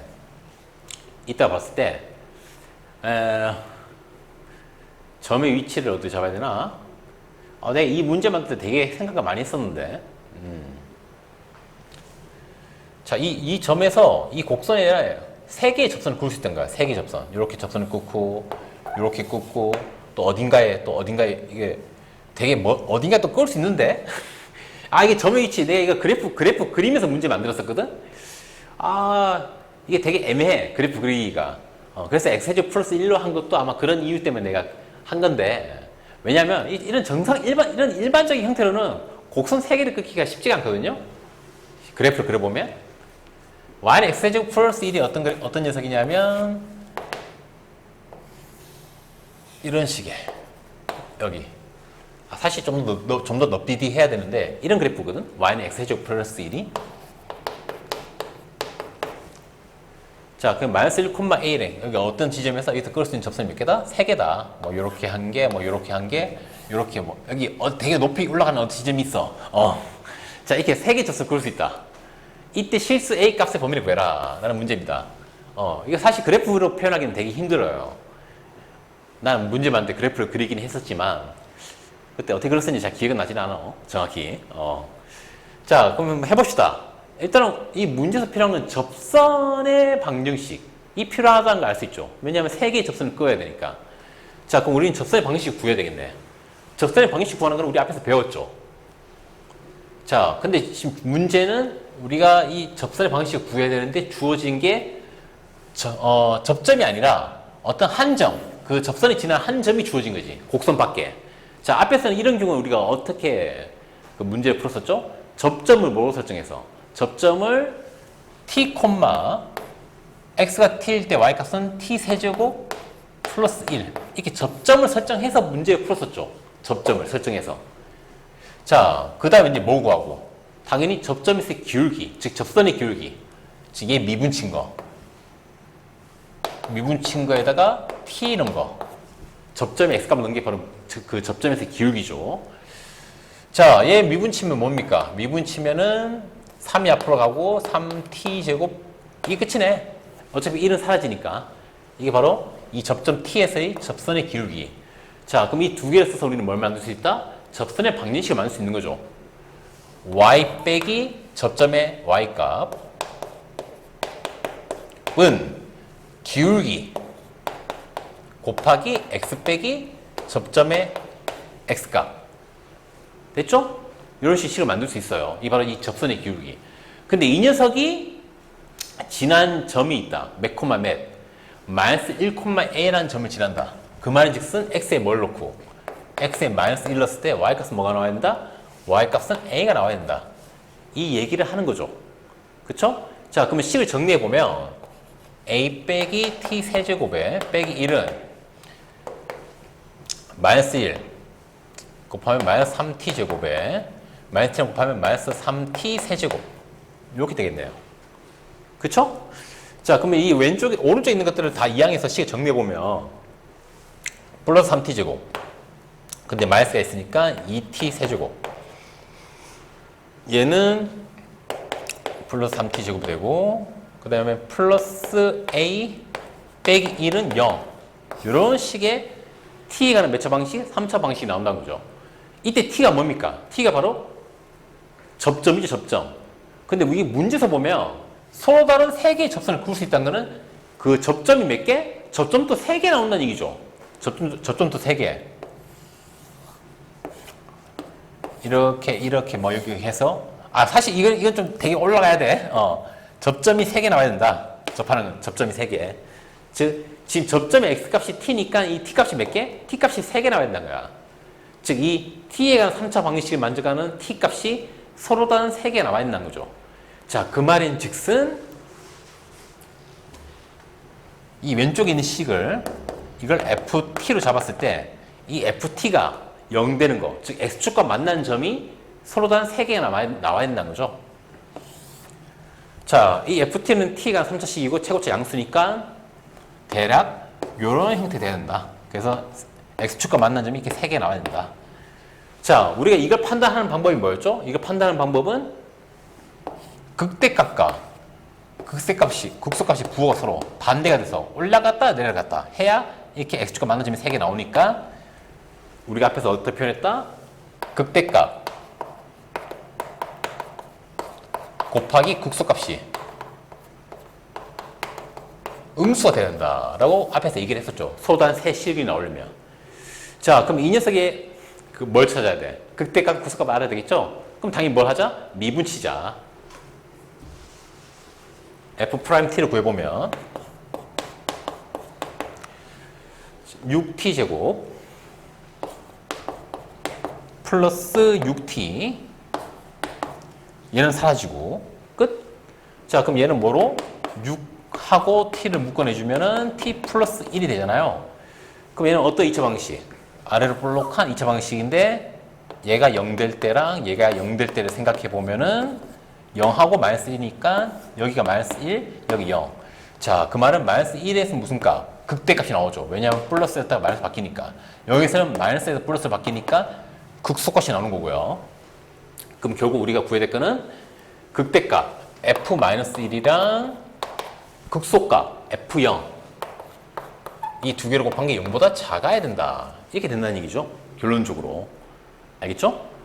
그럼 중간에 계산 과정 지우고요. 어차피 우리가 지금 필요한 거는 얘만 필요한 거니까. 자, f-1, t에다 -1을 넣게 되면 -2에다가 플러스 3에다가 플러스 a 빼기 1 곱하기 그 다음에 f0. 0은 좋죠. 0은 딱 빼놓으면 a 빼기 1밖에 남는 게 없으니까 이 두 개를 곱한 게 음수가 되기 원한다. 그러면 정리해보면 왼쪽에는 a 그 자체죠. 없어지지 숫자는. 뒤에는 a 빼기 1. 자, 이 두 개 곱한 게 음수가 되기 원한다. 자, 2차 부등식. 두 개의 곱이 음수가 된다는 거는 이 각각을 0으로 만드는 값을 생각해 봤을 때 1하고 0이니까 a는 큰 값과 작은 값의 사이가 돼야 된다. 이렇게 해서 a의 범위를 구할 수가 있는 거죠. 그래서 답은 몇 번? 답은 4번이라는 걸 알 수가 있죠. 자, 이 문제 좀 어렵죠? 일단은 내가 난이도 3으로 설정한 이유가 있겠죠. 일단은 뭘 써야? 접선의 방정식 구할 줄 알아야 문제를 시작할 수 있는 거죠. 앞단에서 배웠던. 그래서 여러분들 그 앞단에서 배웠던 접선의 방정식 구하는 거 항상 기억하세요. 이렇게 있고 접선 밖에 점이 있고 이렇게 접선을 구하는 방법. 알겠죠? 이때 접점을 설정해서 식을 만든 다음에 그 식에다가 이 직선이 다른 점을 때려 넣어서 식을 완성한다는 거. 앞단에서 배웠던 거죠. 그걸 명확히 기억해야 이 문제를 시작할 수 있는 거죠. 그 다음부터는 그거 할 줄 알면 그 다음부터 이제 나머지 그냥 앞에서 배웠던 극대와 극소의 부호가 다르면은 극대와 극소의 부호가 다르면은 서로 다른 새 실근이 나온다. 이 내용을 쓰면 되는 거고요. 알겠죠? 자, 그래서 뭐 넘어갈게요. 자, 이번에 유형 8번 모든 실수에서 부등식이 항상 성립할 조건. 자, 문제는 699번이고요. 자, 모든 실수 x에 대해서 부등식 x 4제곱 플러스 2x제곱 빼기 8x 플러스 k는 0 이상이다가 성립해야 된다. x에 뭘 때려 넣든 간에. 이때 실수 k 값을 범위를 구해라. 자, 그럼 모든 실수에 성립한다는 거는 무슨 말입니까? 얘를 뭐로 잡았을 때? 이 녀석을 fx 잡았을 때 fx의 무슨 값? fx의 최소값이 0보다 같거나 크면 된다는 얘기죠. fx의 최소값이 0보다 같거나 크면 된다. 즉 우리는 fx의 최소값을 구하면 된다는 얘기겠죠. 자, 그럼 최소값을 구하기 위해서 뭘 하자? 얘를 미분을 쳐서 뭐 극대 극소 판단하고 또 그걸 통해서 최소까지 판단을 하면 되겠죠. 자, 그러면 일단 미분을 쳐볼게요. 자, 미분 치면요 4x 세제곱 플러스 4x 빼기 8. 자, 이렇게 나옵니다. 그쵸? 자, 얘는 4로 묶으면은 x 세제곱 플러스 x 빼기 2. 자, 얘 인수분해 되나요? 당연히 되게 만들었겠죠. 안 되면 말이 안 되니까. 자, 인수분해 3차식이니까 조립제법 써야 되겠죠? 자, 얘는 일단 조립제법 쓸 때 이 녀석이 뭐 되는가? 0 되는 x값 먼저 찾아야 되는데 딱 봐도 쉽잖아. 1 넣으면 되잖아. 자, 그러면은 조립제법 써볼게요. 최고차 개수가 1이니까 1, 그 다음 2차는 없으니까 0, 1차의 개수는 1, 상수는 마이너스 2. 자, 근데 우리는 얘가 1 넣어서 0이 된다고 알고 있으니까 1. 자, 그렇게 되면 참 1은 그대로 내리고 곱하면 1, 더하면 1, 곱하면 1, 더하면 2, 곱하면 2, 더하면 0. 자, 그 말인즉슨 요 3차식이 인수분해 어떻게 된다? 한 개는 x 빼기 1, 나머지는 x제곱 플러스 x 플러스 2. 요렇게 인수분해 된다는 걸 알 수가 있네요. f'x가. 자, 얘는 더 이상 인수분해 안 되죠. 그러면 좀 난감해지거든. 우리의 극대 극소 구하기가. 우리가 극대 극소를 구한다는 거는 얘가 0될 때 값을 일단 찾아야 되는 건데, 도함수가. 자, 보통 2차식인데 2차식이 더 이상 0될 때 값이 안 보인다. 그러면 보통 뭘 해라? 판별식 써봐라. 판별식 D를. 자, 이 판별식 D 써보면 1의 제곱 빼기 4AC 8. 0보다 작습니다. 자, 2차식 아래로 볼록한 녀석의 판별식 유무 작다는 것은 x축과 만난 점이 있다 없다? 없다는 얘기죠. 즉 이 녀석 자체만 보면 이 녀석 자체는 이렇게 x축이 떠있는 형태란 거죠. x축과 만난 점이 없다. 실근이 없으니까. 그 말은 얘는 무조건 이 녀석 자체는 x축이 떠있으니까 얘는 무조건 뭐다? 얘는 무조건 항상 양수다. 항상 양수. x축이 떠있는 형태니까. 그럼 결국 이 f'x가 0이 되는 경우는 얘가 0 되는 경우. 얘가 0 되는 경우. 즉 x가 얼마일 때? 1일 때. 즉 얘가 뭔가 극대나 극소값이 된다는 얘기죠. 자, 그러면 어차피 얘는 양수니까 그냥 없는 놈으로 쳐도 상관이 없고요. 그럼 이 x 빼기 1만 봤을 때 x가 1보다 작을 때는 음수, 마이너스였다가 x가 1보다 커지면 x가 1보다 커지면은 1보다 큰 거에서 1 빼는 거니까 양수 이렇게 바뀔 거 아니야. 즉 음에서 양으로 바뀐다. 음에서 양으로 바뀐다는 거는 감소하다가 증가로 바뀐다. 즉 여기서 극소가 나온다는 거예요. 극소. 자, 그럼 이 녀석이 이 f'을 통해서 우리가 fx 그래프를 예상할 수 있죠. 이래서 무슨 값? 극소값. 근데 1보다 작을 때 1보다 작을 때는 계속 감소하다가 1 지나면서 계속 증가하는 형태. 근데 중요한 거는 이 뒤에 값에서는 뒤에 값은 무조건 양수잖아. 얘는 뭔가 영향을 미치는 게 아무것도 없어. 그러면 계속 증가만 한다는 얘기야. 여기서 계속 감소만 하고. 즉, 이 1이라는 값에서 무슨 값이 된다? 극소이면서 최소가 될 수밖에 없는 형태의 그래프가 나온다는 얘기죠. 계속 감소하다가 계속 증가하는 형태의 그래프니까. 즉, 우리가 지금 찾는 거, fx 최소값. 그게 바로 뭐다? 이 극소값이 바로 최소값이다. 즉, f1. 자, 그럼 결론적으로 f1이 뭐보다 0 이상이 되면 된다. 라는 얘기죠. 제일 작을 때 값이 0 이상이면 모든 구간에서 0 이상이 되는 거니까.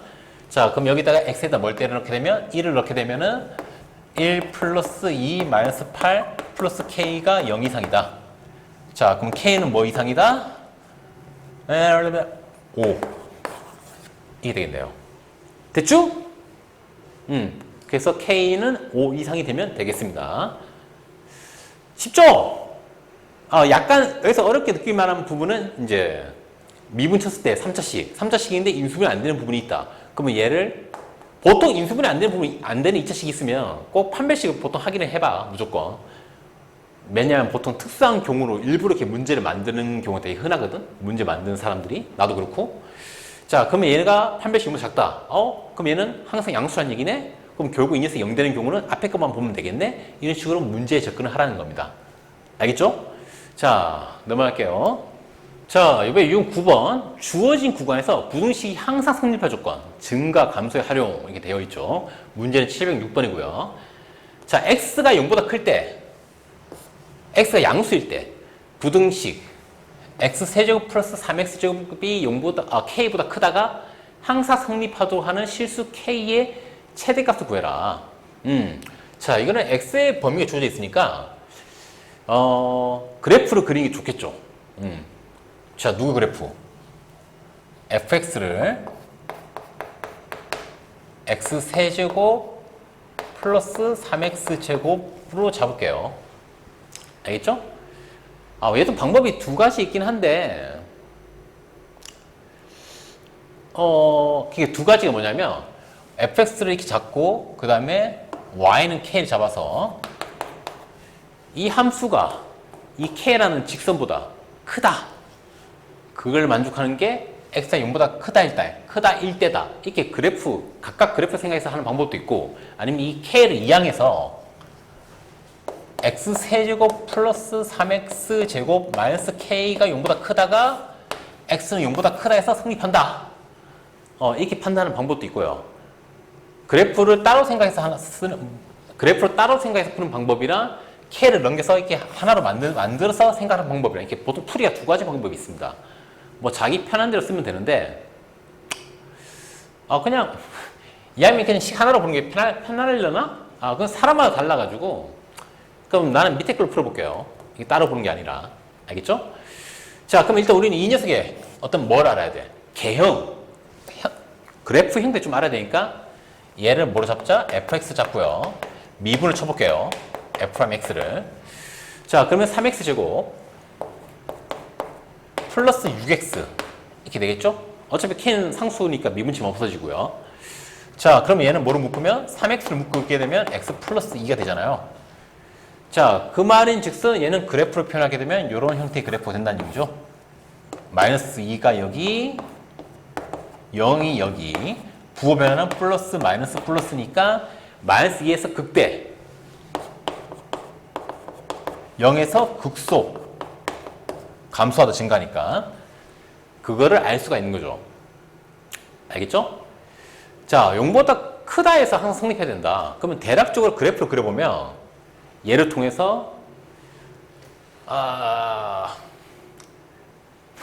근데 얘는 되게 좋네. 한번 그려볼게요. 대충 이렇게 극대가 마이너스 2, 극소가 여기가 마이너스 2, 여기가 0, 즉 y축. 이건 대충 그린 거예요. 대충. 저 극대랑 극소만 보고. 자, 문제가 좋은 게 뭐냐면 x가 0보다 크다. 0보다 양수 부분. 이 양수 부분에서 이 부등식이 성립해야 돼. 얘가 항상 성립해야 돼. 양수 부분에서. 자, 양수 부분이면 여기서부터만 보자는 거잖아. 여기서부터. 이쪽 부분만. 근데 얘는 이 문제풀만 있지만 0일 때 뭐다? 0일 때 극소야. 즉 0일 때 값이 제일 작어. 0일 때가. 0일 때 즉 최소값이 되는 거야. 자, 그런데 우리가 0보다 큰 부분에서 항상 0보다 커야 돼. 0보다 큰 부분에서 항상 이 식이 만족해야 돼. 0보다 크다는 게. 그 말은 0보다 이 큰 부분에서 제일 낮을 때의 값이 0보다 크면 된다는 얘기죠. 제일 낮을 때가 언제입니까? 이때죠. 그쵸? 극소일 때죠. 극소가 왜냐하면 우리는 어차피 0보다 큰 부분 요 그래프만 볼 거니까 요 그래프만 봤을 때는 이 0일 때 최소가 최소잖아요. 그래서 이때 0보다 크면 다른 부분에서 다 0보다 크겠죠. 무조건 성립하는 거죠. 알겠죠? 자, 그러면 이 식에다 뭘 넣은 거? F0. F0을 넣은 게 0보다 어떻게 된다? 크면 된다. 자, 근데 이 문제에서도 중요한 게 있습니다. 뭐가 중요한 게 있냐? 등호가 돼도 되죠. F0일 때는 0이 돼도 됩니다. 자, 무슨 말이냐면 요게 이런 식으로 되면 된다는 거죠. 0일 때 0이 된다. 왜? 우리는 지금 x가 0보다 큰 부분 0보다 크다는 건 0을 조금이라도 벗어난다는 얘기죠.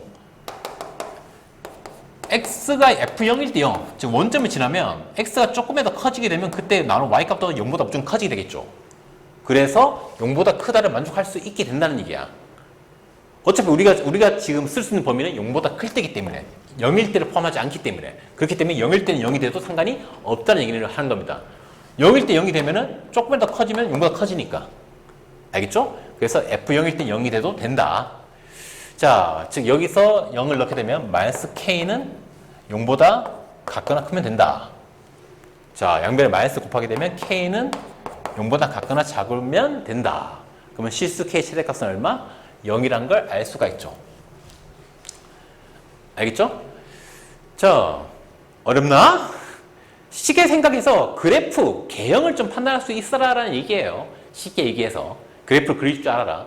그래프를 그릴 줄 안 다음에 그 주어진 범위에서 그래프가 어떤 형태인지 판단할 수 있어라라는 얘기예요. 알겠죠? 자, 넘어갈게요.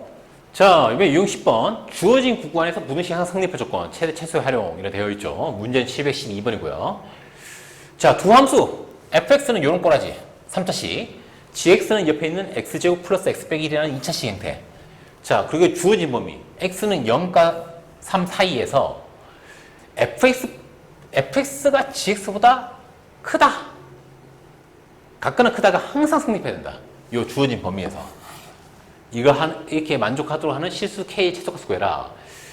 자, fx가 gx보다 크다. 뭐 식을 만들면 되겠죠. 그런데 우리가 보통 식을 좀 심플하게 만들기 위해서 얘를 보통 어떻게 고친다? gx를 이항하게 되면 fx 빼기 gx가 0 이상이다. 왜냐하면 보통 0을 기준으로 생각하기 편하기 때문에 x축을 기준으로. 자, 보통 이렇게 고치는 거죠. 자, 그럼 이 상태의 식을 만들면 되겠죠. fx 빼기 gx는 형태의 식을. 자, 이거에서 x세제곱 빼기 2x제곱 플러스 x 플러스 k, 이게 바로 fx죠. 여기서 뭘 빼자? gx x제곱 빼기 플러스 x 빼기 1. 이 두 개를 뺀 게 0 이상이다. 이걸 만족하면 된다. 결론적으로 얘기를 하자면. 자, 그럼 이 식을 정리해보면 x 세제곱 쓰고 마이너스 2x제곱에 마이너스 x제곱이니까 마이너스 3x제곱.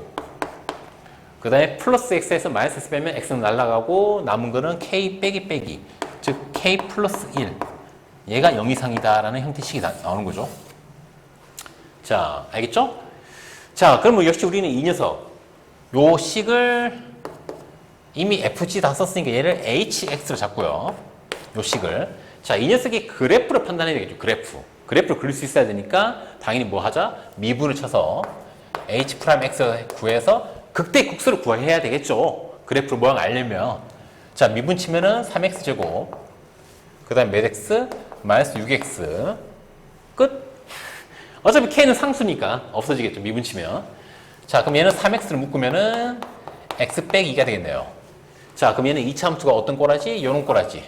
x축과 만나는 점은 0하고 2.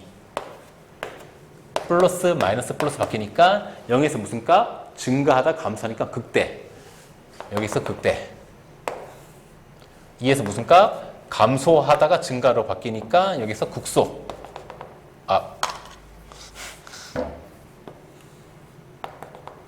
이런 형태의 그래프가 된다는 걸 알 수 있죠. 이 hx가. 자, 근데 우리가 원하는 건 뭐다? 0하고 3 사이에서 0하고 3 사이. 자, x축 이렇게 잡았을 때 0은 여기고요. 여기. 0은 여기죠. 여기는 2고요. 그 대략 3은 한 이쯤? 대략. 일단은 대략. 자, 이 0과 3 사이에서 부등식이 항상 성립해야 된다. 이 범위 내에서. 이 범위 내에서 요 녀석이 항상 0보다 각각 커야 된다. 그 말인 즉슨 요 범위 내에서 이 녀석이 이 hx의 무슨 값이 최소값이 0 이상이면 얘가 가질 수 있는 가장 낮은 값이 0 이상이면 당연히 이 범위 내에서 모든 값이 다 0보다 각각 크겠죠. 근데 이 그래프 형태를 보면 알겠지만 얘는 이런 형태거든. 그러면 여기 0에서 극대, 2에서 극소, 3은 계속 올라가는 형태고. 그렇기 때문에 이 주어진 범위 0과 3 사이에서 누가 봐도 2에서 최소가 나올 수밖에 없잖아. 그쵸? 자, 그렇기 때문에 이 녀석이 x가 얼마일 때, 2일 때 값이 뭐보다 각각 크면, 0보다 각각 크면 다른 부분은 볼 필요도 없이 다 0보다 각각 크다는 걸 알 수 있다는 얘기죠. 즉 h2가 0보다 각각 크다. 이것만 만족하면 된다라는 얘기를 하는 거예요. 그럼 문제 게임 끝난 거죠. x에 2를 넣게 되면 8 빼기 12 플러스 k 플러스 1이 0 이상이 되면 된다. 그러면 k는 뭐 이상이 되면 된다? 계산해보면은 마3이니까 넘기면 플러스 3.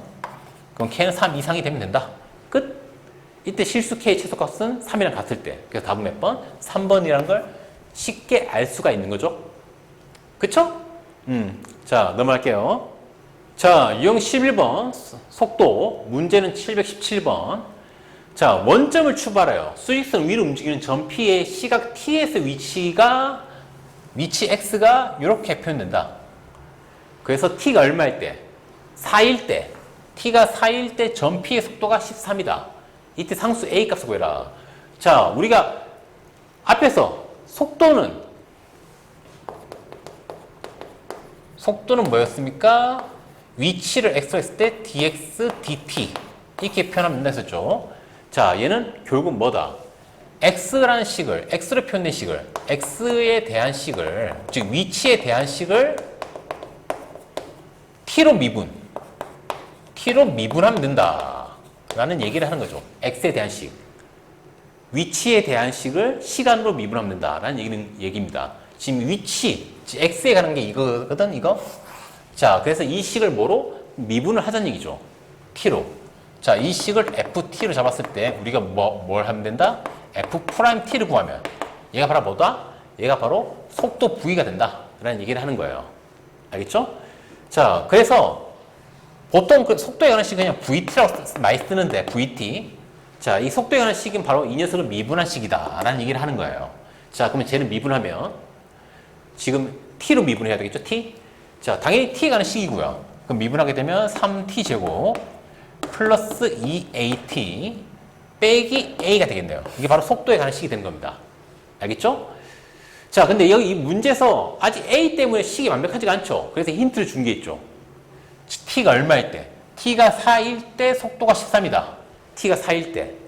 t 4를 넣게 되면은 4, 4, 16, 48, 3 곱하면 플러스 4를 곱하면 8a인데 뒤에 빼기 1하면 7a. 이게 얼마다? 13이다. 이 얘기를 하는 거죠. 자, 그러면 어떻게? 48 넘기면 빼기 얼마? 빼기 35가 되나? 이게 7a. 그럼 n 얼마? n은 마이너스 5가 되겠네요. 그래서 다음 몇 번? 3번. 자, 그래서 속도는 뭐다? 속도는 위치의 변화량을 뭐로? 시간의 변화량으로 나타낸 거다. 시간의 변화량에 따른 위치의 변화량이 바로 뭐다? 속도다. 자, 결국 이 녀석 의미는 뭐다? 이 녀석은 결과적으로 미분의 정의랑 일치하는 거죠. 즉, 위치를 나타내는 식을 시간을 나타내는 미지수로 미분한 거다라고 얘기할 수 있다는 거죠. 이 속도의 의미 자체가. 알겠죠? 그래서 위치를 나타내는 이 식을 시간을 나타내는 미지수 누구? t로 미분하면 된다라는 얘기를 하는 거예요. 그러면 우리는 뭘 구할 수 있다? 속도를 나타내는 식을 구할 수가 있다라는 얘기를 하는 겁니다. 알겠죠? 잘 기억하세요. 위치를 미분하면 속도다. 이렇게 기억하면 되는 거죠. 쉽게 얘기해서. 사실 더 중요한 거는 누구로 미분해라? 시간으로 미분해야 된다. t로. 이것도 잘 기억하시고요. 자, 넘어갈게요. 자, 이번 유형 12번 가속도. 문제는 724번이고요. 자, 원점을 출발해요. 수직선 위로 움직이는 점 P의 시각 TS 위치가 X는 이렇게 주어질 때 속도가 6인 순간에 점 P 가속도를 구해라. 자, 이미 앞에서 얘기했는데 속도는 결국 뭐다? 속도는 위치를 나타내는 식을 뭐 하면? 미분하면 되는 거다. 알겠죠? 자, 그리고 또 가속도는 뭐다? 가속도. 자, 가속도는 시간의 변화량에 따른 누구의 변화량? 속도의 변화량이기 때문에 결과론적으로는 속도를 뭐 한 거랑 같다? 속도를 미분친 거랑 같다 라고 얘기를 했었죠. 그래서 이 내용을 알고 문제에 접근하면 된다는 얘기예요. 자, 그럼 결국 가속도를 알기 위해서는 속도를 미분해야 된다. 즉, 속도에 관한 식을 알아야 된다는 거죠. 자, 속도에 관한 식은 누굴 미분하면 알 수 있다? 위치를 미분하면 알 수 있다. 자, 그럼 얘를 미분하게 되면 vt 속도의 식은 어떻게 되는 거다? 얘를 미분하게 되면은 6t 제곱에 플러스 6t 빼기 30이 되겠네요. 자, 됐죠? 자, 근데 우리가 알고 싶은 가속도죠. 전피의 가속도. 그럼 가속도 나타내는 식은 보통 가속도는 at라고 표현을 하죠. 자, 근데 at는 누구를 미분한 거? 속도를 미분한 거. v't가 되는 거겠죠. 자, 그럼 얘를 미분하게 되면 12t 플러스 6 이렇게 되겠네요. 자, 근데 중요한 거 속도가 어떤 순간? 6인 순간. 즉, 이 속도를 나타내는 식이 6이 되는 순간에 누구까? 시간을 구해야 되죠. t, 시각. 그래서 그 시간을 구하는데 그 시간을 이 가속도를 나타내는 가속도를 나타내는 식의 t에 넣으면 이제 그 시간에서 가속도가 구해지는 거겠죠. 자, 그럼 일단은 속도가 6인 순간에 t, 시각부터 구하자. 즉, 이 식을 만족하는 t를 구하자.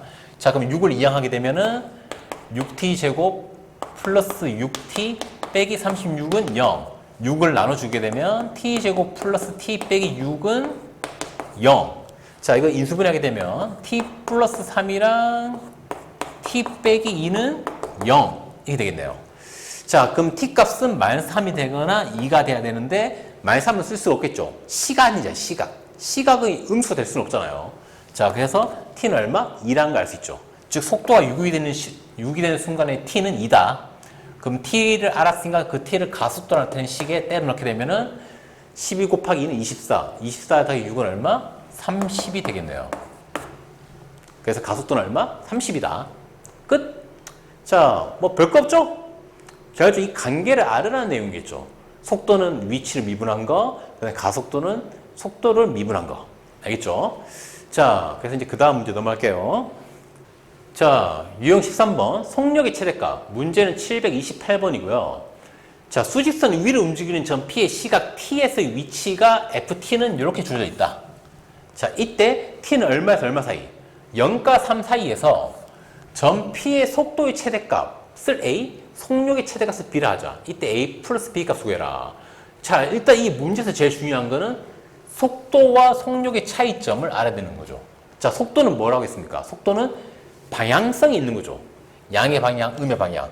이런 식으로 방향성이 있는 거고, 거기다가 추가로 빠르기도 같이 표현이 되는 거고요. 하지만 속력은 방향을 알 필요 없이 그냥 얼마나 빠른지만 알면 되는 거죠.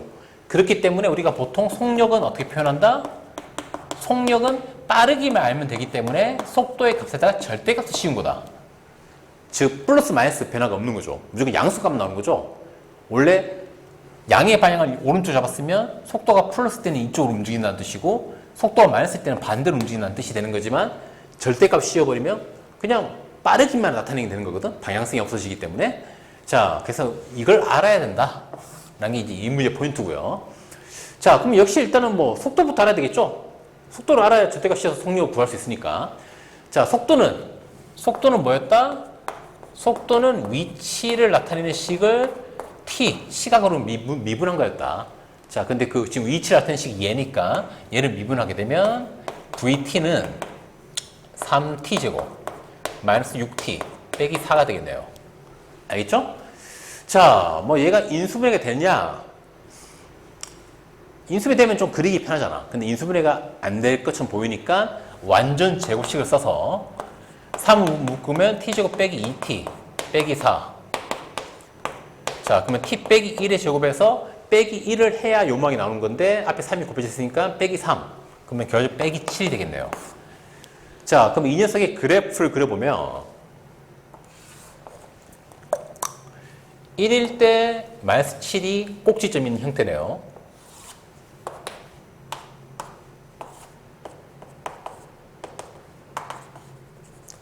그리고 t가 0이면은 마이너스 4를 지나고 뭐 대략 뭐 이런 형태? 이러한 2차식 형태라는 걸 알 수가 있는 거죠. 자, 그러면 우리가 쓸 수 있는 범위는 t의 범위가 얼마에서 얼마 사이? 0에서 3 사이라고 얘기했으니까 0은 여기고 여기 원점 0은 여기고 3은 대략 이쯤. 자, 그럼 우리가 쓸 수 있는 범위는 여기서부터 0부터 3까지 요 녀석을 쓸 수 있는 거죠. 자, 요 범위 내에서의 누구의 최대값? 속도의 최대값.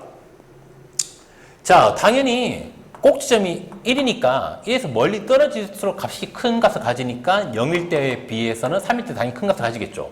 그러면 t에서 3을 넣게 되면은 뭐가 됩니까? 3 빼기 1은 2, 2의 제곱은 4, 4, 3, 12, 12에서 7 빼면 얼마? 5. 3일 때 5라는 값을 가지네. 이게 바로 이 범위에서의 속도의 최대값이 된다는 거죠. 그래서 n은 얼마? n은 5다. 속도의 최대값은 5다. 자, 그 다음 두 번째, 속력의 최대값. 이 범위 내에서. 자, 속력이란 건 앞에서 얘기했지만 속도에다 뭘 씌운 거? 절대값을 씌운 거라고 얘기했죠. 자, 이 그래프에서 절대값 씌우게 되면 어떤 일이 발생합니까? 음수였던 부분이 다 양수로 바뀌어야 되는 거죠. 즉 마이너스 4였던 거는 플러스 4로 바뀌고 마이너스 7이었던 거는 플러스 7로 바뀌어야 되니까 그래프로 그려보면 이런 식으로 그래프 바뀌겠네. 요렇게. 양수는 그대로 음수였던 부분은 뒤집혀서 이렇게. 자, 그럼 이 파란색 그래프의 최대값은 당연히 이 범위의 최대값은 여기죠. 7. 자, 그래서 속력의 최대값 B는 얼마다? 7이다. 그래서 구하라고 한 게 뭐다? A 플러스 B. 즉 A 플러스 B는 얼마가 된다? 5 더하기 7이니까 답은 얼마? 12라는 걸 알 수 있다. 자, 그래서 속도와 속력의 차이점 확실히 알으라고 만든 문제겠죠. 알겠죠? 자, 그래서 이제 넘어갈게요. 자, 이번에 유형 14번 속도, 가속도와 운동 방향. 문제는 731번이고요. 자, 수직선 위를 움직이는 두 점 PQ의 시각 T에서 위치가 각각 XP, 점 P 위치는 이렇고요. XQ, 점 Q의 위치는 이렇다로 표현이 되어 있네요. 다음 중 두 점 PQ가 서로 반대 방향으로 움직인다. 반대 방향. 움직이는 시각 T의 값의 범위를 구해라. 자, 그러면 점 P의 속도를 VP, 점 P의 속도를 VP라고 잡고요. 아, VP. 아, 근데 중요한 거는, 그냥 VP를 잡을게요. 자, 그 다음에 점 Q의 속도를 VQ 잡았을 때, 운동 방향의 반대라는 거는 두 녀석이 가지는 속도의 부호가 서로 어떻다? 반대한 얘기죠. 자, 예를 들어서 수직선이 있고요. 여기 0이 있고, 내가 0을 기준으로 이쪽은 양의 방향, 이쪽은 음의 방향으로 이렇게 설정을 했을 때 0을 기준으로 한 녀석이, PQ 중에 한 녀석이 이쪽으로 움직이면 다른 한 녀석이 반대로 움직인다는 얘기잖아. 그래서 방향의 반대로. 알겠죠? 그 말인 뜻은 한 녀석의 속도가 양이면 한 녀석의 속도는 음이 돼야 된다. 즉, 두 녀석의 속도의 부호가 반대가 돼야 된다. 자, 우리 수학에서 두 녀석의 부호가 반대라는 건 보통 어떻게 표현합니까?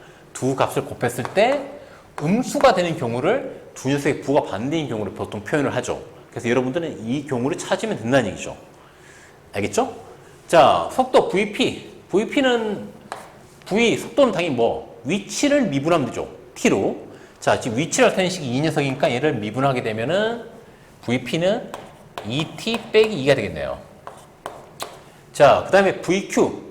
점 Q의 위치를 나타내는 식이 이거니까 쟤를 미분하게 되면 4T 빼기 16이 되겠네요. 자, 그래서 두 개의 곱이 뭐가 되기 원한다? 0보다 작기 원한다. 자, 그러면 얘는 2를 뽑아내주면 되고요. 얘는 4를 뽑아내주면은 이렇게. 근데 어차피 2랑 4는 8. 양배를 8로 나누게 되면 결과적으로 t 빼기 1과 t 빼기 4만 남겠죠? 자, 요걸 만족하는 t의 범위. 2차 부등식. 2차 부등식이 0보다 작다는 거는 두 값을 0으로 만드는 값의 사이.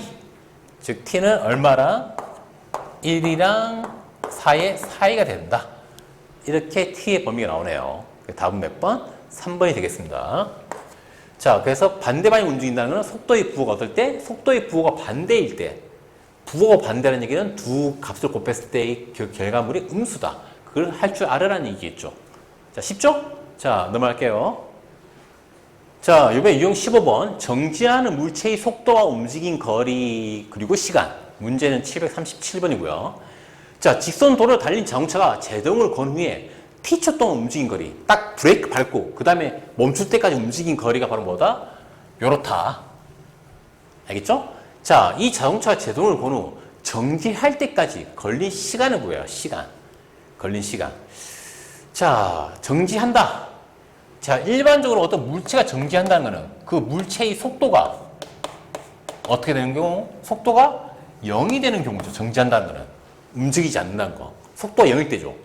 자, 그럼 우리는 이 녀석의 속도 VT를 구해보면 VT는 위치를 미분한 거니까 이 위치 나타내는 식을 T로 미분하게 되면 8 빼기 1.6T 이게 되겠네요.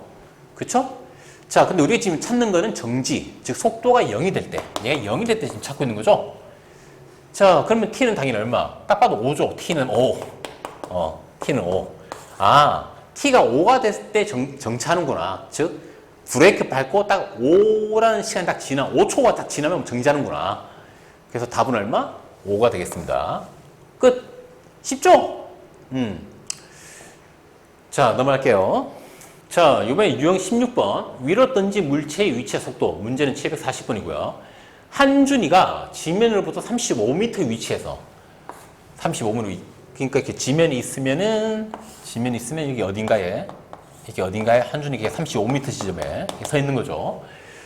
처음 속도 30m/s로 똑바로 위로 던진 돌에 t초 후의 높이를 hm라면 h는 이러한 관계성을 판다. 한 주에 돌을 던진 지 h 후에 이 돌은 최고 높이 b에 도달하고 돌을 던진 지 c초 후에 지면에 떨어졌다. 한준이가 돌을 이렇게 딱 던졌을 때, 이게 위로 던졌을 때 여기서 정점을 찍고 다시 돌이 이렇게 쭉 떨어진다는 얘기죠? 이런 식으로. 알겠죠? 그 얘기를 하는 겁니다. 자, 그럼 일단은 우리는 최고 높이가 bm. 근데 이거는 a초가 지난 후에 도달하고요. 그 다시 지면에 떨어지는 거는 c초가 지난 후다. 던진지. 이 세 가지를 구해야 되겠네요. 자, 일단 높이. 이 높이를 나타내는 식이 얘거든요. 즉, 높이를 나타낸다는 거는 그 공의 위치를 나타내는 거죠. 위치. 자, 위치를 나타낸다는 거는 우리는 이 위치를 나타내는 식, 이 h를 미분하게 되면 이게 뭐다? 이게 바로 이 공의 속도가 된다는 걸 알 수가 있죠. 왜냐하면 위치를 나타내는 식이 이거니까. 자, 그럼 속도를 구해보면 VT를 구해보면 쟤를 미분하게 되면 35 없어지고 30 마이너스 10T가 되겠네요. 이게 바로 속도를 나타내는 식이죠. 자, HO 후에 이 돌은 최고 높이. 이 최고 높이는 여기죠, 여기. 지면으로부터 몇 미터냐? B미터. 자, 최고 높이 도달했을 때, 이때 이 공의 속도는 얼마일까? 이 공의 속도. 자, 위로 던졌어. 최고 높이 딱 찍을 때 속도는 그 순간적으로는 공이 딱 멈춘 것처럼 보이겠죠? 올라가다가 딱 멈추고 다시 내려와야 되니까. 즉, 속도가 얼마일 때? 속도가 0일 때입니다. 최고 높이 찍을 때가. 이때 속도가 0이에요. 즉, 이 속도가 0일 때 찾으면 t는 얼마일 때? t는 3일 때죠. t는 3일 때. 즉, t가 3일 때, 3초 후에 최고 높이에 도달한다는 거예요. 자, 그럼 a는 얼마? a는 3이고요. 최고 높이 도달한 시간. 최고 높이 b. 자, t가 3인 것 같으니까 t를 이 높이를 나타내는 시기에 딱 넣게 되면 그때 높이 나오겠죠. 높이를 구해보면은 35 더하기, 아이고, 왜 3t를 쓰냐? 자, 35 더하기 3을 넣게 되면 90 빼기 3의 제곱은 9, 5, 9, 45 이렇게 되겠네요. 자, 그러면 이거는 125에서 45를 빼는 거니까 80이 되겠네. 80? 자, 그러면 B는 80. B는 80. 최고 높이. 자, 그 다음에 세 번째. 돌을 던진 시초에 지면에 떨어졌다. 지면. 자, 지면에 떨어졌다는 건 뭡니까? 이 돌의 높이가 0일 때죠. 이 높이가 0일 때. 즉, 0은 35 플러스 30t 빼기 5t 제곱을 풀면 된다는 얘기죠.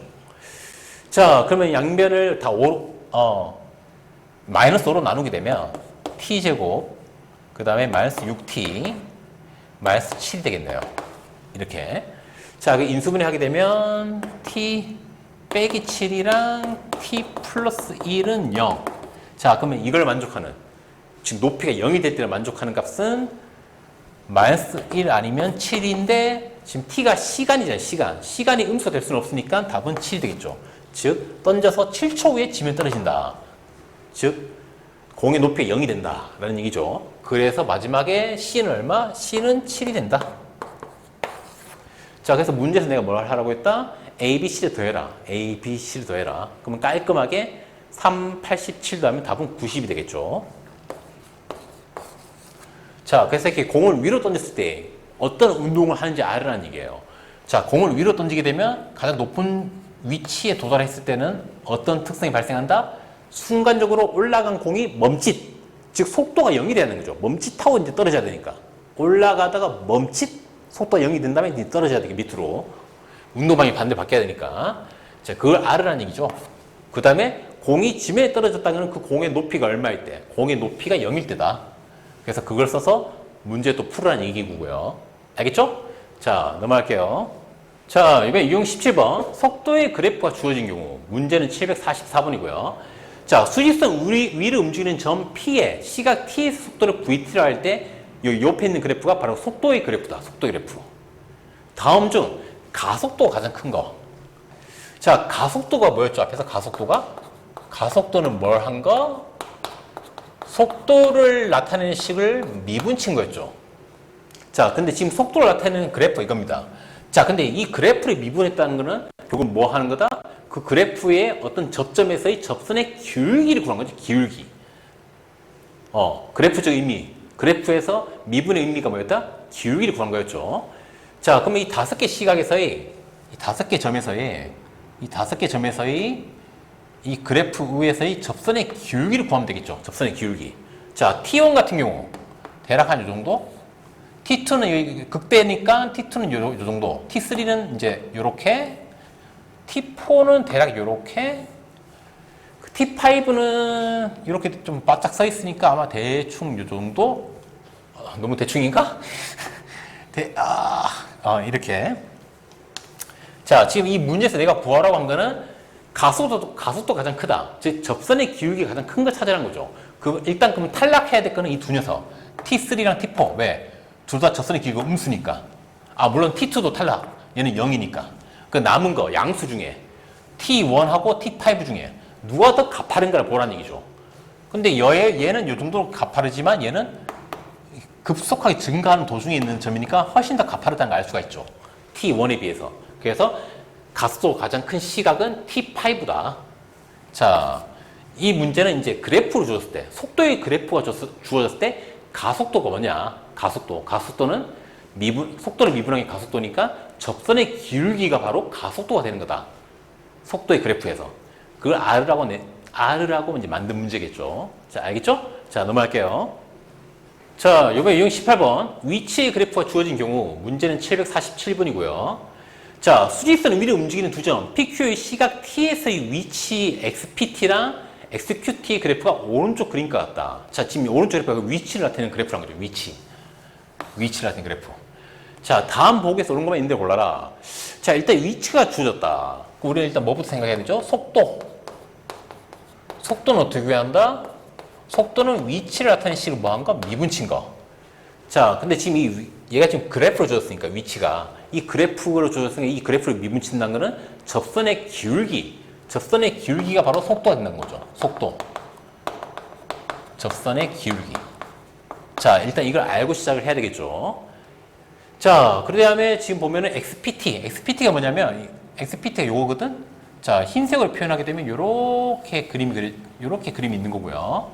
자, 그 다음에 XQT는 요런 그래프입니다, 지금. 요러한 그래프. 알겠죠? 자, 그럼 일단 봅시다. 기억. T가 A일 때, A라는 지점에서 P의 속도. 자, P의 속도라는 거는 이 위치 나타내는 그래프를 뭐한가? 미분친 값. 즉, 접선의 기울기. A에서 접선의 기울기는 요래. 대충 봐도 극대니까 0이겠죠. P 같은 경우에는.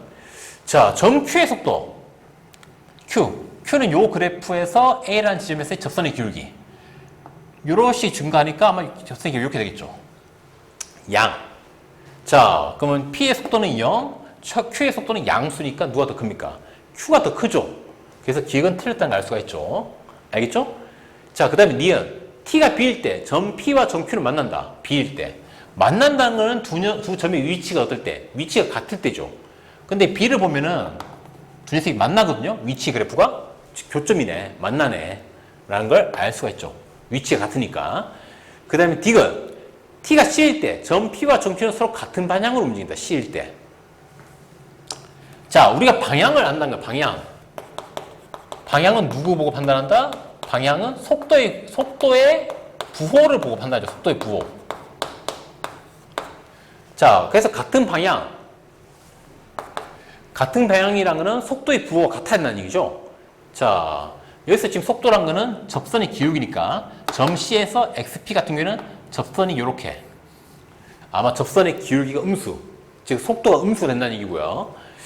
점 Q. C를 이렇게 해보면 점 Q. 이 녀석. 요 점에서의 접선의 기울기는 대략 봐도 이 정도 되겠죠? 즉, 얘도 접선의 기울기 음수죠.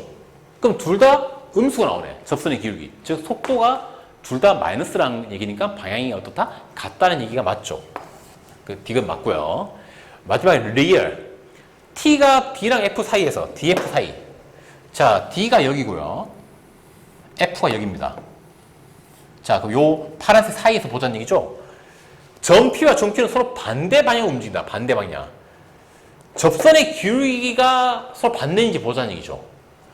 자, P 같은 경우에는 이렇게 위로 올라가는 상황이니까 접선을 끄어보면은 접선이 다 양수가 되기 뻔하고요. 그 다음에 Q 같은 경우에는 이렇게 그래프가 이렇게 떨어지는 형태니까 접선을 이렇게 끄어보면 접선이 다 음수가 나올 거예요. 이렇게. 즉, 접선의 부호가 반대인 게 보이죠. 접선의 기울기 부호가 반대인 게 보이죠. 자, 즉, 접선의 기울기.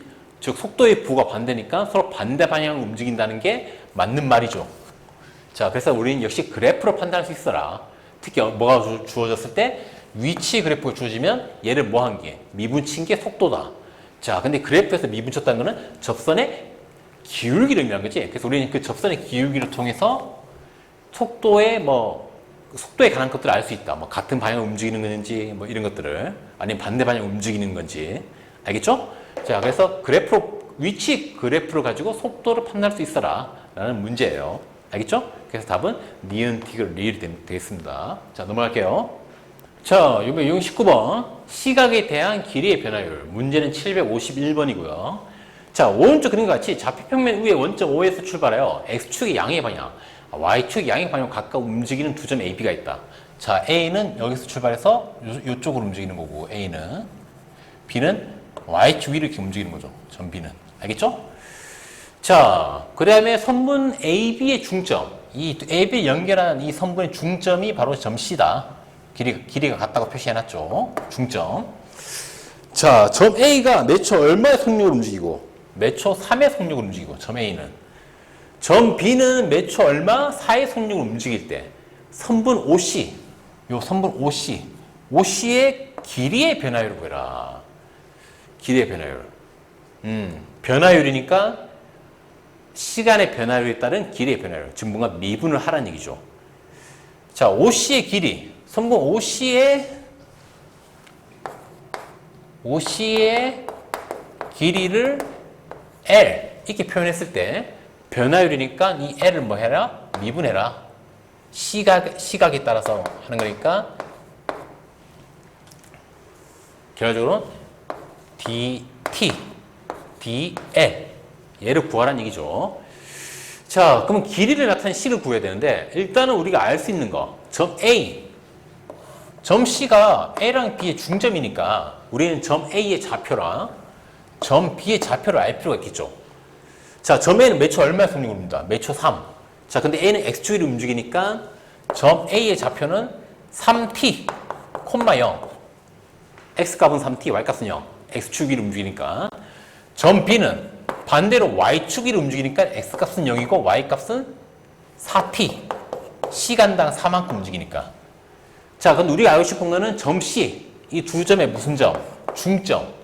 자, 그러면 중점 구해보면 점 C는 2분의 X값끼리 더하고 2분의 Y값끼리 더한 거니까 2분의 3t랑 그 다음에 2t가 되겠네요. 이게 점 C 좌표. 자, 근데 우리가 알고 싶은 거는 원점과 점 C의 연결한 선분. 원점은 몇 콤마 몇? 원점은 0,0이죠? 그럼 두 점 사이에 뭘 구하자? 거리를 구하자. 그러면 그 거리가 바로 OC의 길이 L이 되겠네요. 자, 거리가 공식. L은 뭐가 됩니까? 루트 이거 빼기 이거 제곱.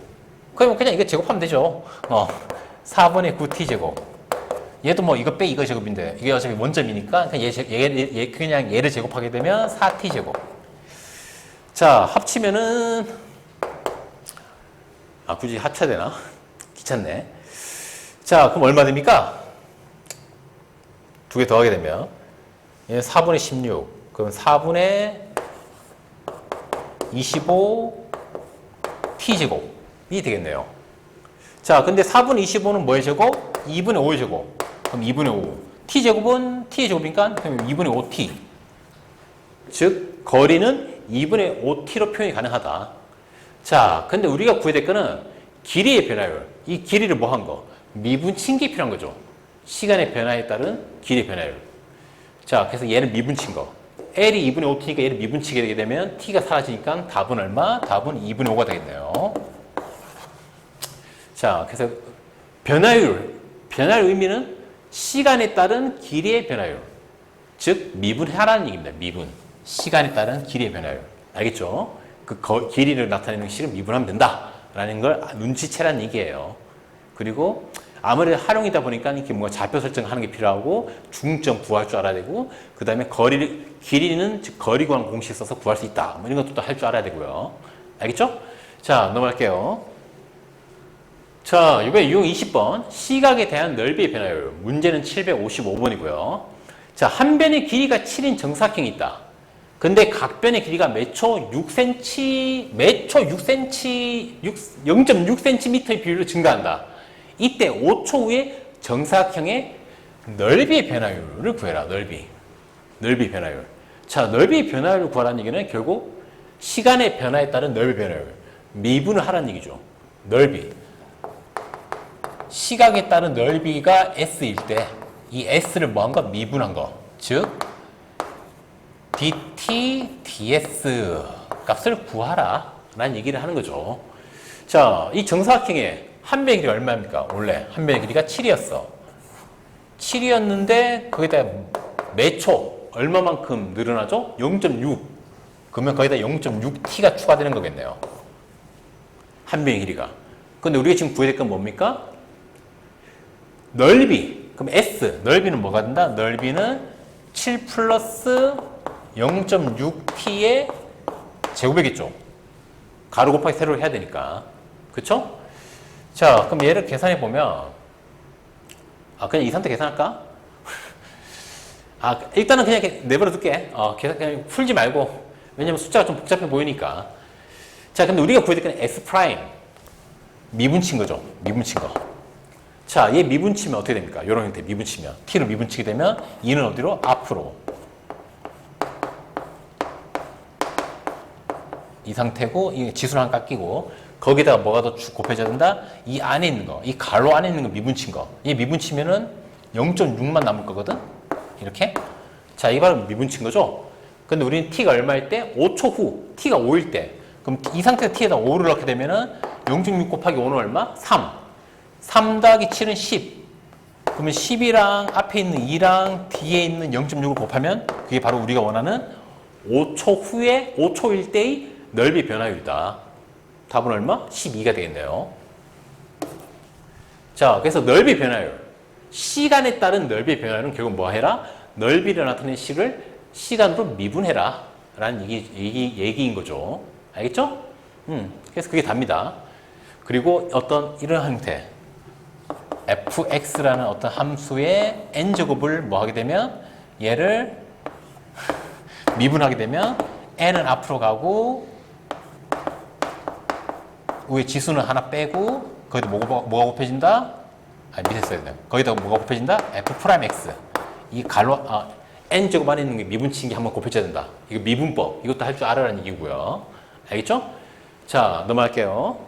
자, 마지막 유형 21번. 시각에 대한 부피의 변화율. 문제는 764번이고요. 한 모서리 길이가 4인 종륜면체가 있다. 뭐 종륜면체가 대충 한 모서리 길이가 이게 4란 얘기죠. 4. 4. 자, 각 모서리 길이가 매 초 1의 비율로 증가한다. 그러면 t초 후에 이 모서리 길이는 t초의 모서리 길이는 기존의 길이 4에다가 t만큼 더해지면 되겠죠. t초에는. 왜냐면 매 초 1만큼 늘어나니까. t초의 모서리 길이는 4 플러스 t다. 그러면 이때 5초 후에 종면체의 부피의 변화율. 그러면 너희들은 어떻게 하면 됩니까? 부피를